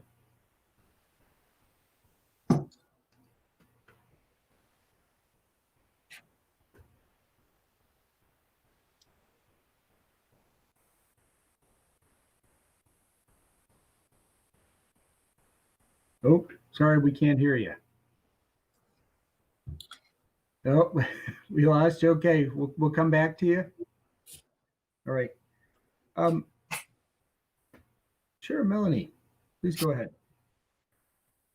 My question is actually about one of the future. So you talked about a regional public health nurse, and I want to make sure I understood correctly. So potentially, though, you would use that position amongst maybe neighboring boroughs. So it's somebody that might cover West, North, South borough. Right. Yeah, that's the recommendation at this point, is to look to see if there are communities in the area that we would partner with to have a regional public health nurse. Okay, and then to add on to that, and then you talked about a designated procurement officer. Mm-hmm. Do we think about collaborating as boroughs again for better buying power when we're talking about procurement? That's not part of my recommendation. We based on the amount of procurement that we do in purchasing, we think that we could have a full-time position that would do this. However, one thing that I didn't mention that I should have is that one of the recommendations within the memo that I put together is to talk to the school department about collaborating on that position for both town and school. Okay, thanks. Yeah. Beth? Yeah. Am I muted? Okay. Yeah. No, These are details. So one of the things I have to be honest, I asked several people who live very close to me geographically about the Board of Health and the nurse position. And the feedback I got was per diem is cheaper, and they didn't feel a strong need for this nurse. And I'm like, I'd like to, we just talked about budgets and what's appropriate. And so that one really surprised me, that there was a request for a full-time nurse. We also have school nurses who right now are doing the contact tracing for us, which is one of the things that, you might hire a nurse for. But, this is part of the town and school talking. So that particular one, I just have an issue with. It doesn't sit right as a high need at the moment. Well, so public health nurse is more than just sort of medical in that it's also about community health and community health programs. So one thing that I would mention is that the master plan actually has several subcommittees. The master plan steering committee has created several subcommittees, and one of the things that the town actually asked for was a subcommittee talking about public health, because there is a lot of interest in community health. So I would agree with you that we probably don't have, except maybe in a pandemic, we probably don't have a full-time public health nurse need. And that's why we would want to collaborate with other communities. But really, we would need to understand sort of everyone's expectation of this position, create a job description. There would be a lot of work that would go into it. So, certainly it sort of fell at the top of my slides because I think it is an ongoing conversation, but we're certainly not asking the town to fund anything at this point. Right, because I guess I'd like to see things, like I saw some things where and I guess I have to ask my question first is, what's the difference to someone between the title administrative assistant and secretary? There seem to be a lot of requests to change secretaries to administrative assistants. So the administrative assistant is the full-time position. Actually, a lot of our union administrative assistants are technically administrative assistant / secretary. I don't know why, that's just the way it is. The secretary position that I think you're referring to is the ZBA one, and that's just a board secretary, which is very different than a full-time administrative assistant. And also the historical commissions. I mean, we don't have an administrative assistant. The one thing I saw out of this was if you could get all the people who are doing administrative assistants, if they could be a pool and just give us, 4 hours once or twice a week out of the pool, maybe that would take care of our particular need for an admin. So, I mean, I saw that as advantageous, but I'd like to see it in this year to try and do the things which we can do to not lose anybody's position, but consolidate positions and become more efficient before we start adding new positions. It seems like the finance team has a lot of people that need reorganizing to be more efficient and working together, that we could do a lot with them without having to pay more money. So I'm not recommending the finance department have, the procurement and purchasing is a position that we don't have at all. Right, no, I understand.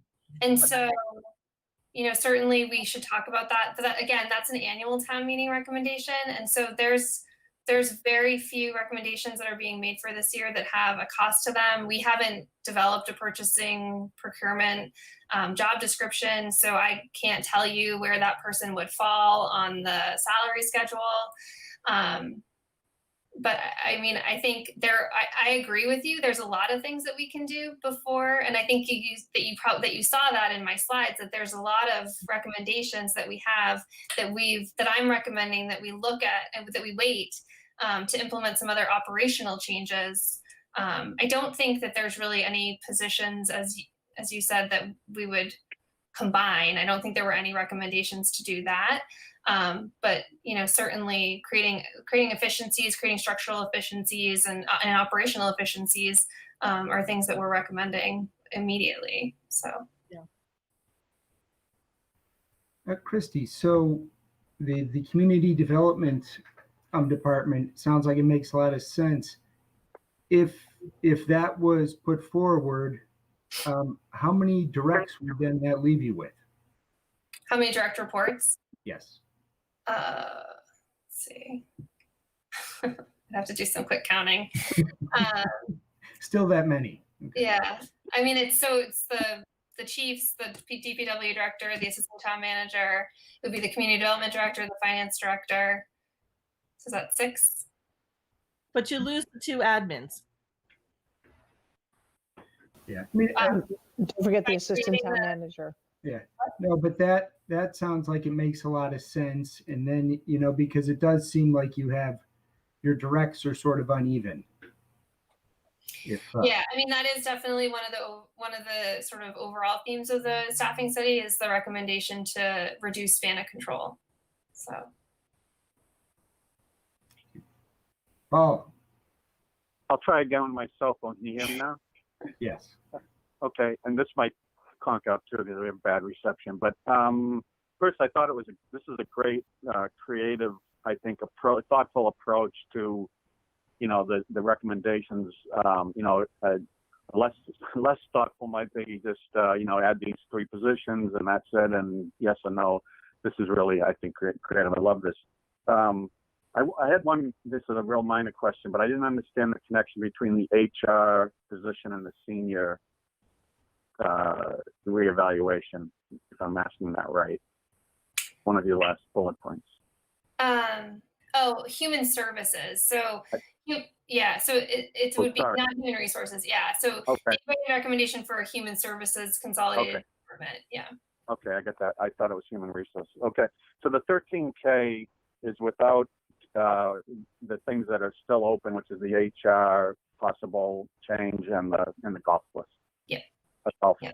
And I just want to clarify that that's half a year. So that would be 13K for beginning January 1st to June 30.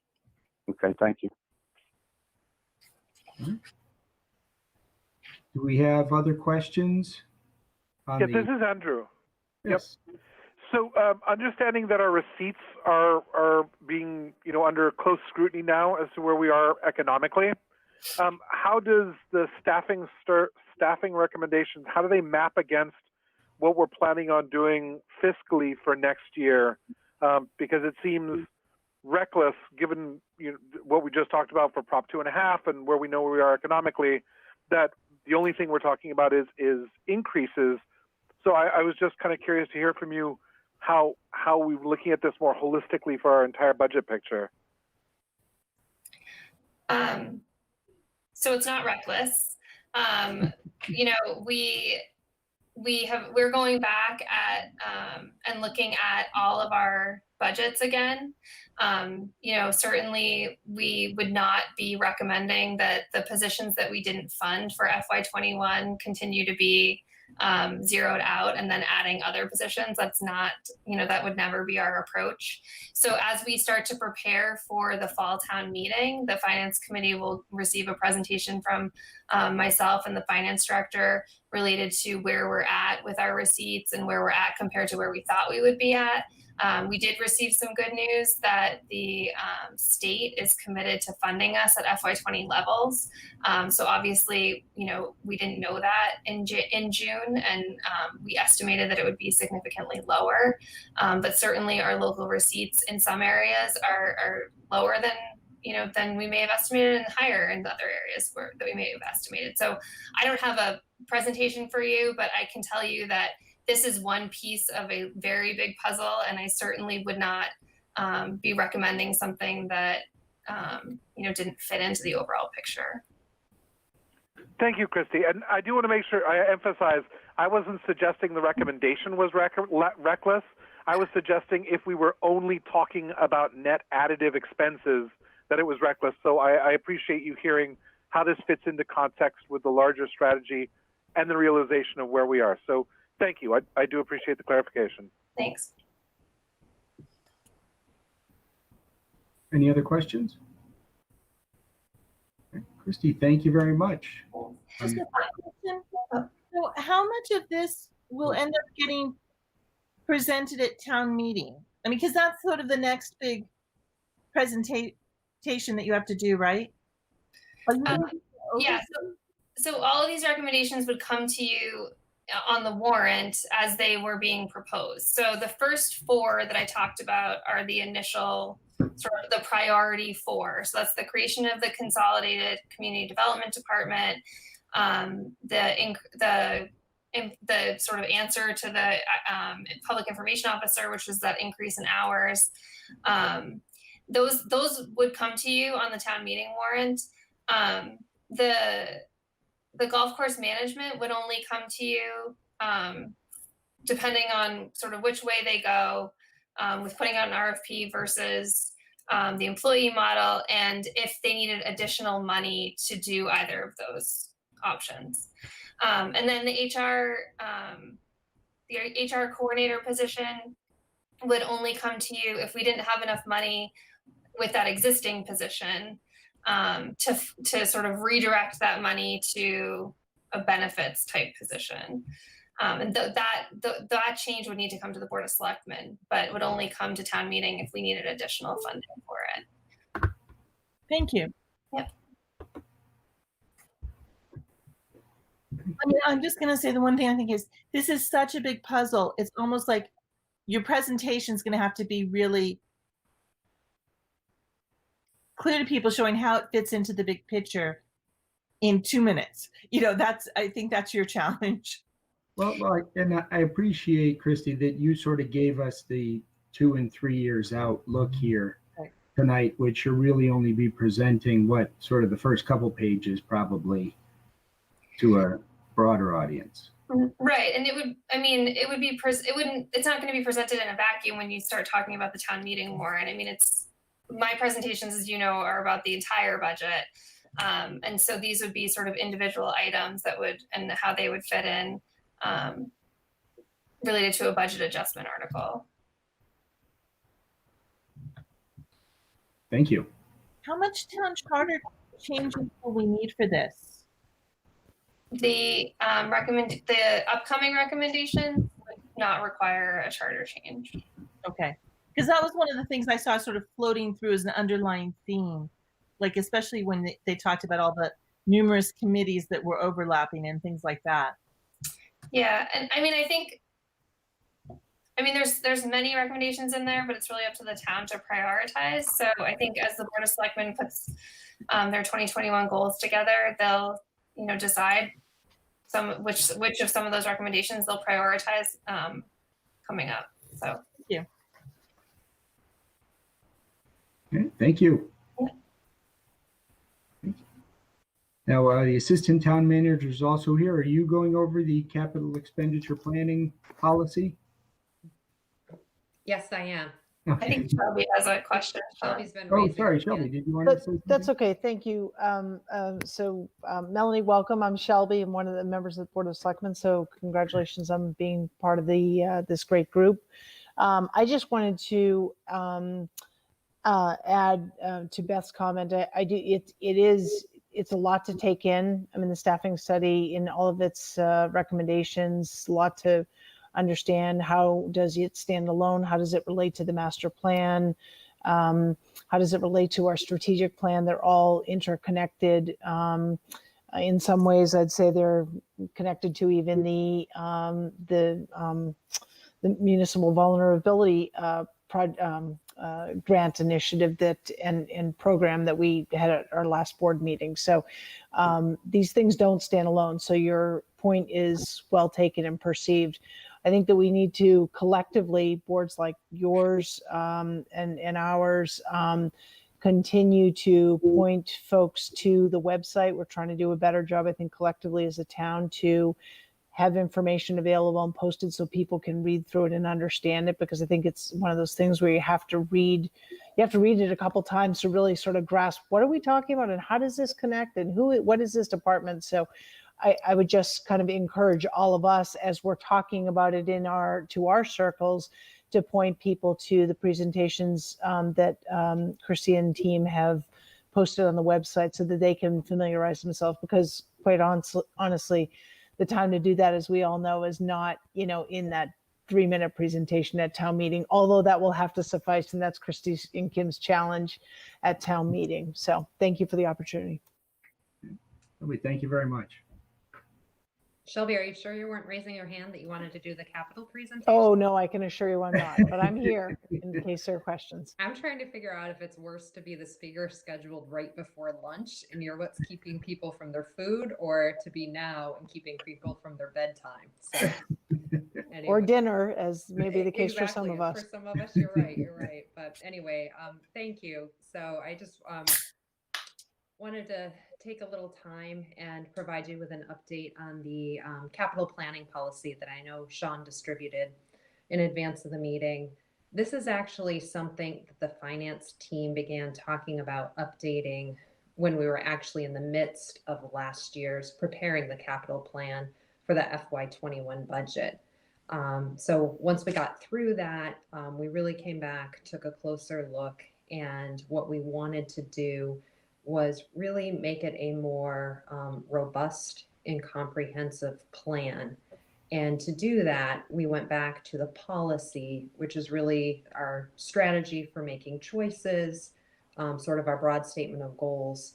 I think, as you all know, capital planning is an annual policy, and the policy sets out the ground rules. The capital planning is an annual process, and the policy sets out the ground rules for that process. So what we've done here, I just want to hit on some of the highlights, then really walk through every section. But we've provided a lot of detail consistent with, this sits in the budget document itself. And I think, as you saw with the changes to the format of the budget document last year, we really see it not only as a financial planning tool, but as a significant communication tool out to the community. So, the policy really is intended to provide that framework, but also for someone who's not familiar with this process, hopefully they can read it and get a good understanding of what we're attempting to accomplish. So one of the things that we did, consistent with in years past, we have a section that defines the policy as it existed in years past. We have a section that defines capital projects. Those are projects that they involve an expenditure of at least $25,000. They have a useful life greater than 5 years, and it's an expenditure that's beyond the scope of normal annual operating expenses. And then we've tried to provide some real clarity in defining 6 categories of projects. And again, this is to help both our departments as they're preparing and submitting their requests, but also as members of the Capital Expenditure Planning Committee and the public start reviewing these to really get an understanding of what we're talking about. Similar to, let me step back. One of the things that we're looking to do, and this speaks to sort of the comprehensiveness of the plan, is that we're looking to include all anticipated capital projects identified by the school and municipal departments. And this is looking out over a 5-year time frame. So that does involve, people being able to look out, identify needs. And I think, particularly in your role, you understand that's critical, because what we're trying to avoid is having things come up that are unexpected, or they're really not unexpected. We knew we were going to be experiencing them, but we haven't planned for them. And either they're suddenly in an urgency and we don't have funding for it, or we haven't really been able to manage competing priorities, because we probably would all agree there are probably far more projects that we would like to see done versus the funding sources available to support those. I just want to move through. So we talk about the process in terms of developing the capital plan. One of the things that we will continue to do is we will continue to work with the departments. The department heads will all be asked to prepare their project detail sheets, their project requests. They'll get submitted, and prior to going to the Capital Expenditure Planning Committee, staff in our office and working with the finance team in some cases, we'll give them a pretty thorough review to make sure that they're complete and all of the information that the Capital Expenditure Planning Committee needs to make their decisions is there. So this policy doesn't get into the implementation. That's the portion that's handled by the Capital Expenditure Planning Committee. But we do have a section in here that describes what the Capital Expenditure Planning Committee will be looking at as they make their decisions and establish priorities. So this is intended to be descriptive, not prescriptive. The idea here is that over time, the policy implementation needs to adapt and change. So different criteria may become significant at a point in time, and that needs to be folded into the mix. So that's why, that's separate from what we're looking at. There's also a section on how the capital requests will be funded. I think this just has some minor updates to it. We do talk about the borrowing is a possibility for projects in excess of $100,000. and with a useful life of at least 10 years. And then, there's some description of sources of revenues to support borrowing. We also talk about using available revenues. So those are stabilization fund, water and sewer retained earnings, free cash, general fund, other private grants. I think the fire chief has been really successful in the past few years and pulling a number of his projects off the capital plan. I shouldn't say that. They're part of the capital plan, but their funding source, they've been funded through grants instead of the other sources that may have initially been identified. And then any other available funds. So I think I just want to see if there are any other sort of key highlights. One of the things I just want to mention is that when we were talking about the desire to have the plan really reflect all of the capital needs, we went out and started looking at the best practices, and the updated plan that's before you contains all of the elements that the Government Finance Officers Association espouses in its best practices for municipal capital planning. So I think we've got that in there. I think it is also done, it kind of keeps in, it was developed with Westborough in mind. Plans are intended to suit the communities that they're serving. So I think we tried to make sure that we had a good process in place, and this was really just looking to enhance and expand on that.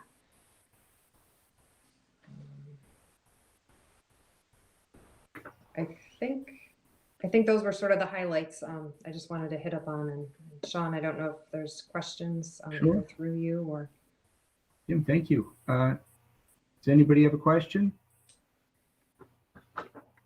Yeah, go ahead there, Paul, and then Andrew. Okay, I guess my question is, I thought you mentioned a comparison to past or current policy.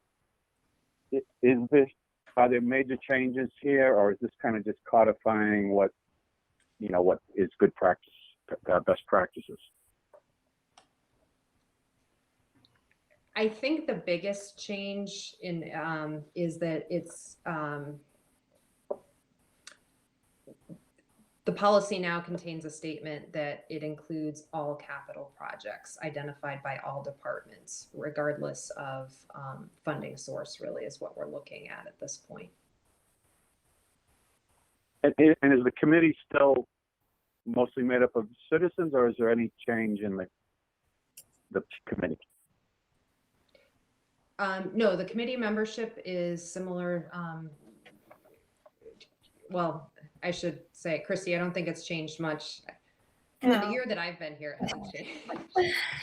No, there's no recommendation to change the makeup of the capital planning committee. So, Thanks. Yeah.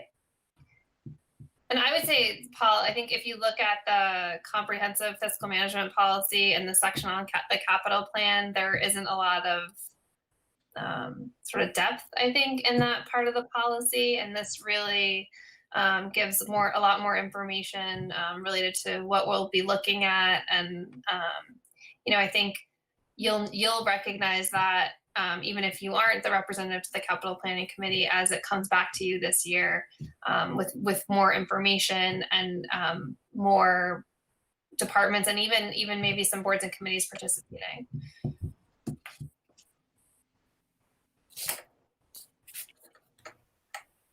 All right. Sorry, Andrew, did you get your question in? I do have a question, yes. So I realize this is a draft. So in a draft, you have to be really careful about pretending you can nitpick on specific words. So that's really not what I'm trying to do. But that said, one of the parts that drew my attention that gave me lots of hope in the last section under funding capital requests, second sentence, this percentage is derived from a calculation of all current capital asset original acquisition costs amortized over useful life, et cetera, et cetera. Does that speak to, or maybe I should ask, how does that square with the plan we have to book all of our assets, which I know is an effort that was started about a year ago, and I know was interrupted by COVID. So I was hoping you could speak to, that asset tracking mission against how it maps to this document? So we do track all of our assets. So I'm not sure specifically what you're speaking about as something new. I mean, we've always tracked all of our assets.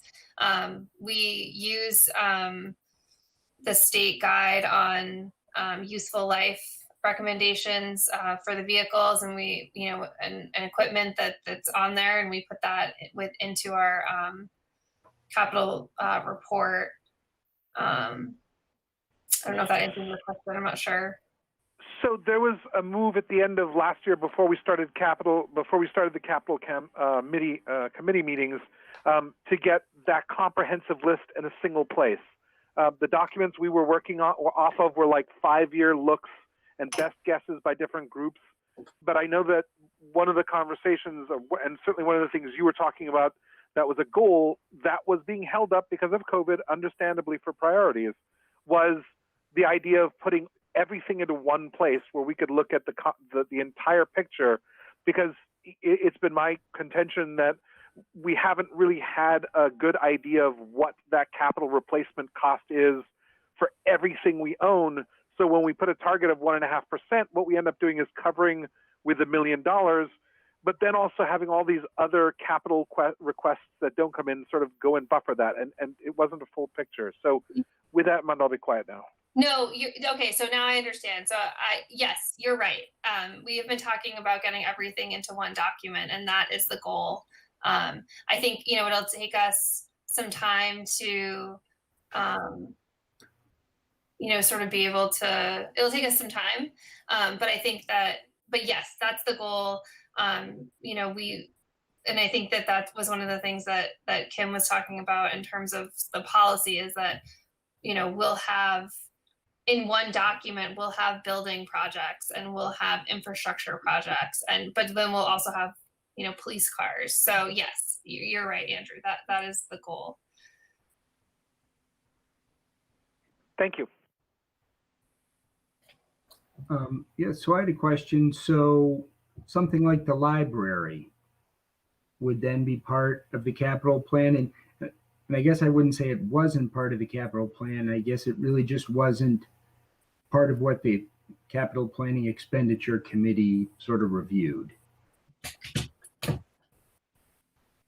Oh, I wasn't sure if you're going to speak, Kirsty. No, we would intend to pull in, everything from, library project, school projects, those things have different funding sources than our, typical municipal capital projects. But I think it's still showing, the town's investment in either its physical plant or, in whatever it may be.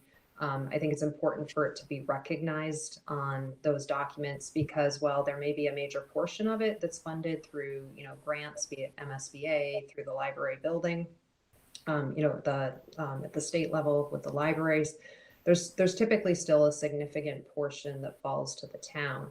And I think what you're trying to ultimately do is this is helping you put all the pieces of the puzzle together and figure out, where you're, hopefully what you get to is you're spreading out your significant expenses, figuring out where you can plug things in, and hopefully you eventually get to a cycle where they're in the plan when they need to be done. And that's also a year in which there is funding available to do them. So that's what you're working toward, that those things align. Thank you. Selectman Marshall. Yes, Sean, just one comment to that. I think sort of with any policy, there are pluses and minuses. And Selectman Johnson, for those of you that may not have had a chance to watch the meeting where we discussed this, I thought made an excellent point, and that is, while it may not have been our practice in the past to use the capital planning process for land acquisition or those types of projects, we have to realize that we could list land on this as part of this process and tracking and sort of aspirations. But when land comes available, it may not come available to the town in that, 5-year, 3-year, whatever the kind of desired cycle. And in the town's ability to move and mobilize quickly for those opportunities and obviously go through the necessary process would sort of cast those opportunities outside of this process. So I just kind of make that note as a footnote that we can sort of anticipate things like buildings and vehicles and when we need to upgrade or bring in new, but that's not, land doesn't always play in that same, nicely in that same lane. Oh, thank you.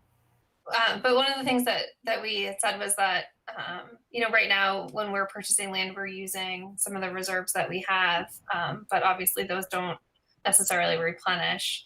And so one of the things that we would like to see is some sort of plan for building up of open space funds. So that when we go to the special town meeting to purchase the Day Prairie property, we'll be depleting the open space fund. And so part of the capital plan will be to start putting some of that money away. Another thing that we talked about is right now, and Sean and Andrew, this, having served on that committee, is that we only meet for a very short time in the fall. And so I think as the capital plan documents and the work of the capital planning committee is going to grow this year and will continue to grow, that they'll likely be meeting more often, maybe weighing in like your committee does on some of these capital purchases that might not happen at the annual town meeting. Thank you. Any other questions? Thank you very much. You're welcome. I think with that, if we move on to the next item in the agenda, it is discussing liaison assignments in future draft agendas.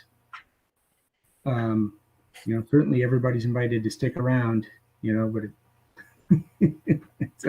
Sean, I just wanted to, I don't want to interrupt you, but I just, John Arnold mentioned it in the beginning, but for a future agenda, we will have a second article on the special town meeting warrant. So you will want to invite Chief Purcell in at a meeting before the special town meeting to talk about that warrant article.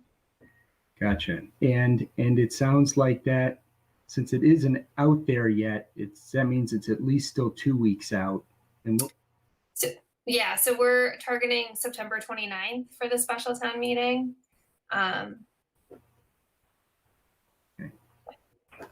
All right. So the selectmen will set the date and close the warrant on Tuesday, the 8th. Right, this coming Tuesday. Okay. And they're also going to set the fall town meeting date at the meeting on Tuesday. So. Okay. Thank you. Yep. Thank you very much. Yeah, that's what it sounded like on last Tuesday was. Great. Okay. Thank you. Thank you. Thank you, everybody. Appreciate you guys attending. Thank you. Thank you very much. Thank you.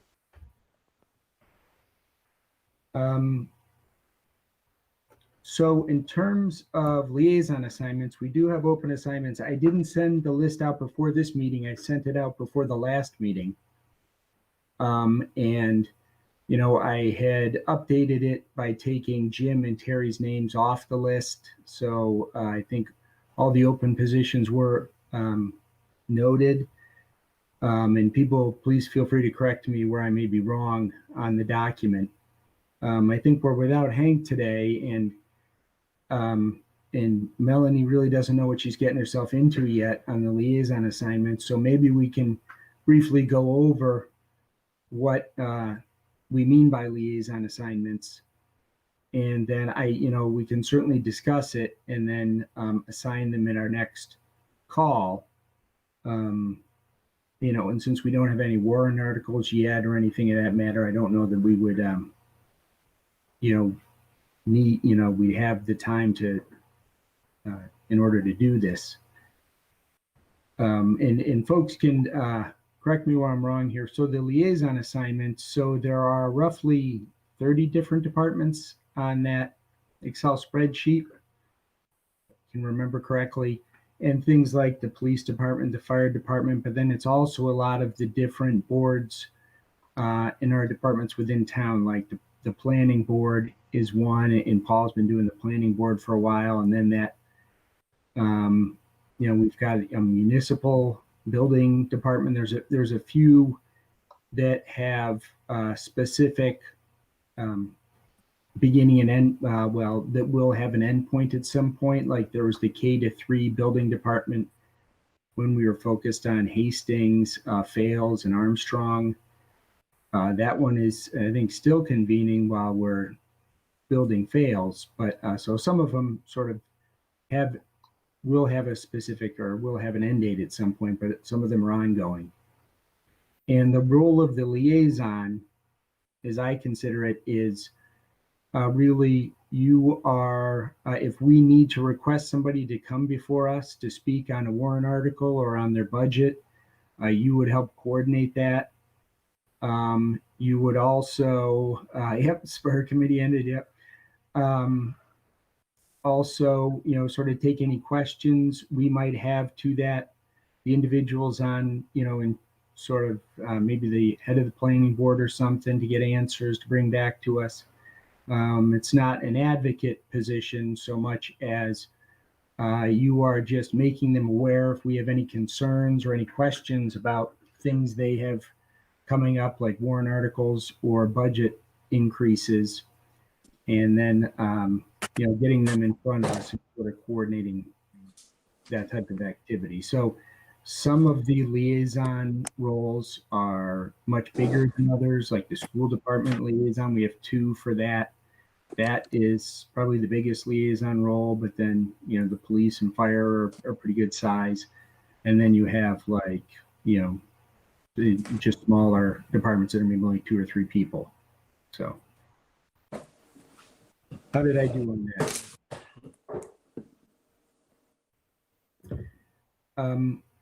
I can resend out the list, and then if people, the other thing that occurs to me is, of course, with Jim leaving us, he's done the police and fire for a long time. There are some bigger assignments opening up, but that also that we don't normally rotate people off of assignments. So if people are interested in something, certainly we can talk about, anything, I think, especially if there's something you have a keen interest in. Okay. Does anybody have any questions on the liaison assignments or have anything they want to talk to about any of the liaison assignments? Sure, I have something, if that's all right, John. Can you Sure. hear me? Okay. Yes. I, prior to being chair, was liaison to the library. I'm fine staying with that. The health department does not have a liaison, and I'm serving on the subcommittee for the master planning department for public health. So I'd be willing to volunteer to be a liaison to the health department. I was going to say, I'm happy to be a liaison to the health department. I can get pretty instant tap in the health department. So the master plan is looking at primary prevention and health promotion and sort of a new, some new priorities in health. Anyway, I'm just offering. I've been on the Economic Development Committee, and if someone else wants to step up and do that, I'm happy to share that. And also the Bike and Pedestrian Committee. I was just invited to the next September meeting, and I've been to a couple of those in the past. That should be added to the list to the bottom, the Bike and Pedestrian Committee. Gotcha. And I'm happy to continue to serve on that. Okay. No, Jody, thank you very much. Yep. Anyone else? Sean, it's Mike. If the police, unless somebody else wants it, I'm willing to. I have the veterans group right now, and they're pretty self-sufficient. I'm willing to take on police, but Okay. not fire. Didn't you already take on vice chair? Yeah, but the we're gonna. If you want police, you can have it. Well, I don't particularly. I mean, I don't mind, but one of the things is as vice chair, you end up with a bunch of committees you may not know. Oh, I see. Well, we can talk through that. I think, Okay. I think a lot of that, it's sort of everything associated with the town manager. And so it doesn't necessarily require two individuals, for that. But I just wanted to point out that Michael didn't know he got on. Thank you, Beth. yeah, no, we never turn away anybody who's interested in a committee. If you're going to separate out police and fire, I would happily do fire. Okay. But if you want to keep them together, that's okay too. They're two different departments. They were just together because they were together. Okay. Not because they have to be, I think. Yeah.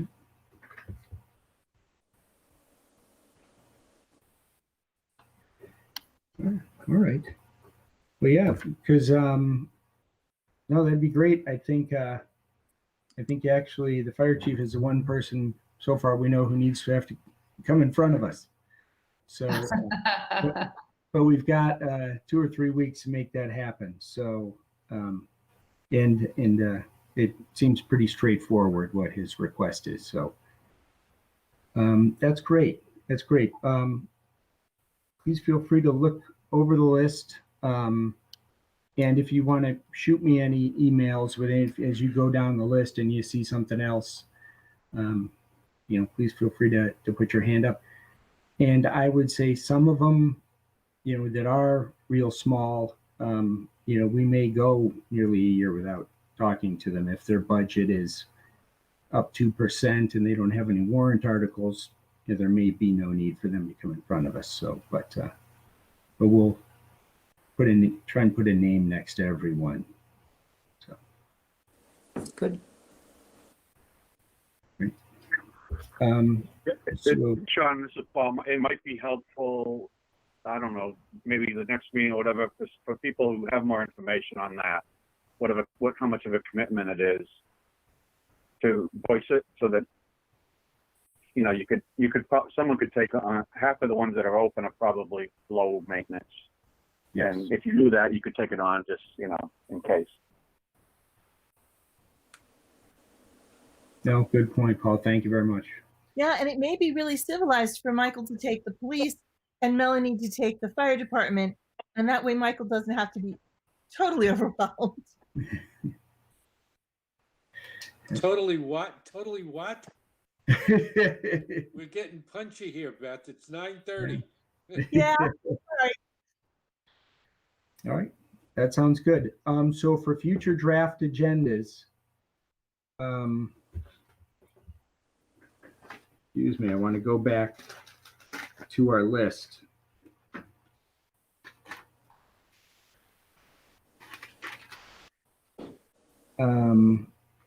So, and this was from 8/17. We've covered the town staffing study. Mr. Bain came in. We've got committee assignments. I'll put that on the next agenda. We went through the capital expenditures plan. We do want to talk about the library project. Pulte. I think I've got a comment here for shifting surplus funds. Oh yes, that was the articles. And I think we have to do some investigation there to figure out who would come to us and talk to us about that. Well, I think Christy can speak to it a little bit, and I know the Board of Selectmen have discussed it. I don't believe they have a policy on it. I think even now, select person Shelby has mentioned that they heard loud and clear from the Advisory Finance Committee that they really don't want old warrant articles brought up again to spend for new purposes. But I don't know, that's some combination of the town manager and the selectmen who should discuss that with us. Gotcha. No, good point. Thank you. And Melanie, what we're talking about there is there was some school projects recently, and I think for various reasons, some of them didn't come to fruition. I think maybe bids came in way too high, or decisions were made. to sort of redo something as more of an MSBA project. And so they were trying to do some balancing, but monies had already been at town meeting for some of these articles that ended up not being accessed. And so they sort of tried to cobble those together into a different project. And, you know, was our point that you should probably just close those and then make a brand new article to say, here's now what we're trying to do. And you can say, hey, we gave you all this other money back in these other articles that we didn't use. But rather than having the article say, we're going to take money from old project A, old project B, and old project C, just make a new project. So Sean, that's reminding me, when we look at the appropriations report that come from the finance director, we get, you know, those 30 pages of financial reports, but up front it shows past warrant articles that are still carrying a balance. So if we're going to get right down to the fiscal transaction, does it make sense to close those unexpended warrant articles rather than having them sit on the appropriations report? What would they recommend around that? And what is the authority of the town manager to go back and spend it? There's a lot of subtleties in there, but they are items sitting on those appropriations reports, and what do we do with those? Right. I think just not to delay things, but I always forget the gentleman's name. He made a very valid point. Requests should be able to stand on their own merit. Yeah. Period. And not slip through simply because we had those excess funds. And I think that's what really drove a lot of our thinking. Yep. Oh, and there is something else to come in front of us. The Affordable Housing Committee is going to put forth a warrant article, and they have, unfortunately, they can't make the meeting on the 10th, but Hank forwarded this to me. And so, right now, I don't know if we have enough for a meeting this Thursday. Okay. You know, we can maybe make our next meeting the 10th. And I can sort of see, and the nice, I hate to say this, but since we're all working remotely now, it is much easier for the town manager and the finance director and the assistant town manager to come to our meetings, rather than making them hang out in the office for 2 hours, and you know, before our meeting starts at 7. So they have graciously offered to basically regularly attend our meetings, which I think is nice. Actually, the finance director would have been here tonight if she weren't taking, I'm sure, some much deserved vacation. So we will probably check in with Lee at our next meeting. But I think that'll be a big help, especially with all that's going on before this fall town meeting. That we're expecting it to be, personally, I'm expecting it to be more than your typical fall town meeting. So with that, I guess I'll put that out there. Are people okay with not meeting this Thursday? And I think we get, well, thumbs up, right? And, you know, we get, I think, is it tomorrow's selectmen's meeting? But they're voting on special town meeting and things of that nature. Maybe we can get the fire chief into our meeting on the 10th. Will the Affordable Housing Committee be ready on the 10th as well? I mean, it really, to talk now about things that are going to be on the special town meeting on the 29th is a good idea. Yeah. So I know Alan Edinburgh was, I don't know if he's heading that committee, but was the one who was hoping to come in front of us. He is not available on the 10th. Okay. So maybe we can get him in for the 14th or the 17th. I'd say maybe we can do the 14th, but I'll offer out both of those to him. Just wondering, so the 10th would be, it sounds like it's going to be going through the liaison assignments in a little more detail, and What would the second one be? We've got the fire chief. We could have Christy talk to us about the surplus fund article, or maybe a little early to talk about the library. I don't know. Yeah, the library. I could ask if you want me. It seems a little early. It's not on the radar or anything. And we've got the focus is probably our main focus is the September 29th town Right. meeting. We have to put together whatever our R&R is going to look like, Yeah. which should be relatively easy if it's only 2 warrant articles. Right. So it's the purchase of the land and the fire chief. Those are going to be the 2 warrant articles for September 29th? Yes. Yes, I think it's related to the respirators. Okay. They had gotten passed over, and here's what I know of the article. They'd gotten passed over because the fire chief hoped to get a grant. I think the cost was going to be $350K roughly, something in that area. And I think he got a grant for about $280. Oh. So he's coming and asking for the difference, and he needs to do it at a special town meeting because he needs to have these, I think, purchased and in use by December 31st. Like there's a time crunch. That money. So. But, John, do you have to coordinate that meeting? You want me to get in touch with the fire chief? Sure, that'd be great. Okay, That'd for be great. for the 10th. For the 10th. Okay.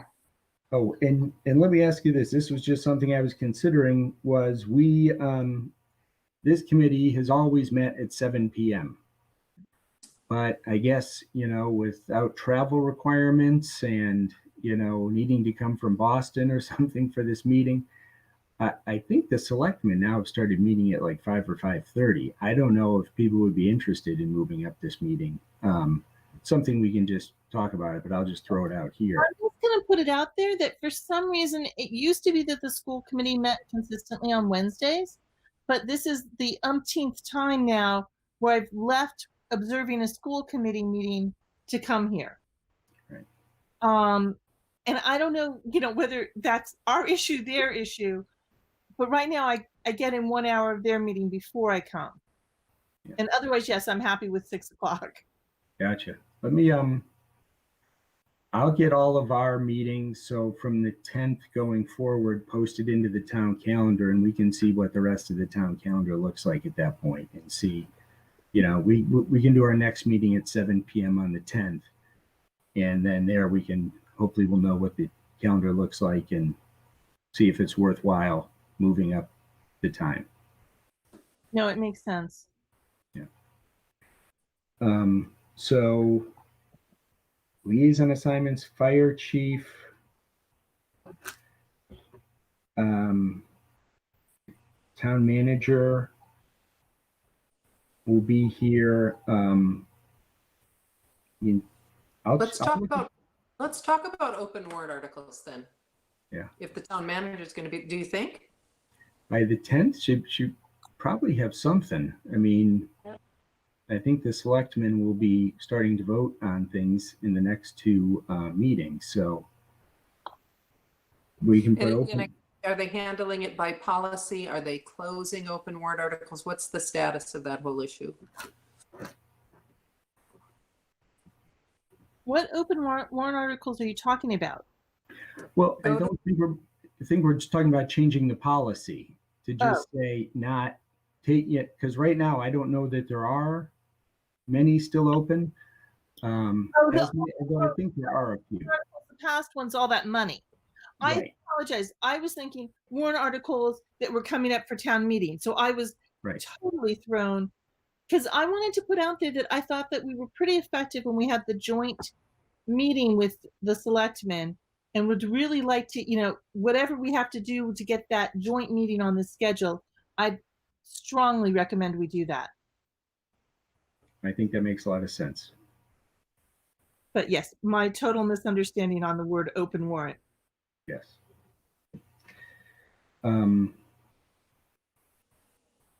So, and I mean, it can be a little bit shorter. Liaison assignments, fire chief, talk about the open warrant articles.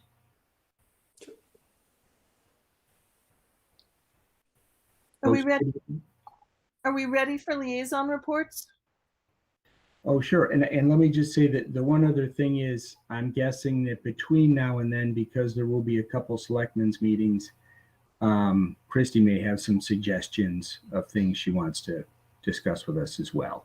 So like they told me about the capital plan, and the draft was ready for tonight, so I included it. Great.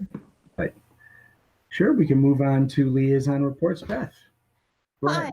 So I only heard part of the school committee meeting, so I want to be very careful about what I'm saying. But they're working really. They're definitely some reconfiguring in their budgets, because about 25% of the students have chosen the remote only option for now. Obviously, the rest are in the hybrid mode. So they've had to sort of reallocate teachers appropriately who can do remote only versus teachers who are doing hybrid. They've applied for many grants, from what I understand, and they're putting as many of the teachers as they can on grants to try and keep the budget sort of, I believe, and this is where I had to cut out. This was the hard part.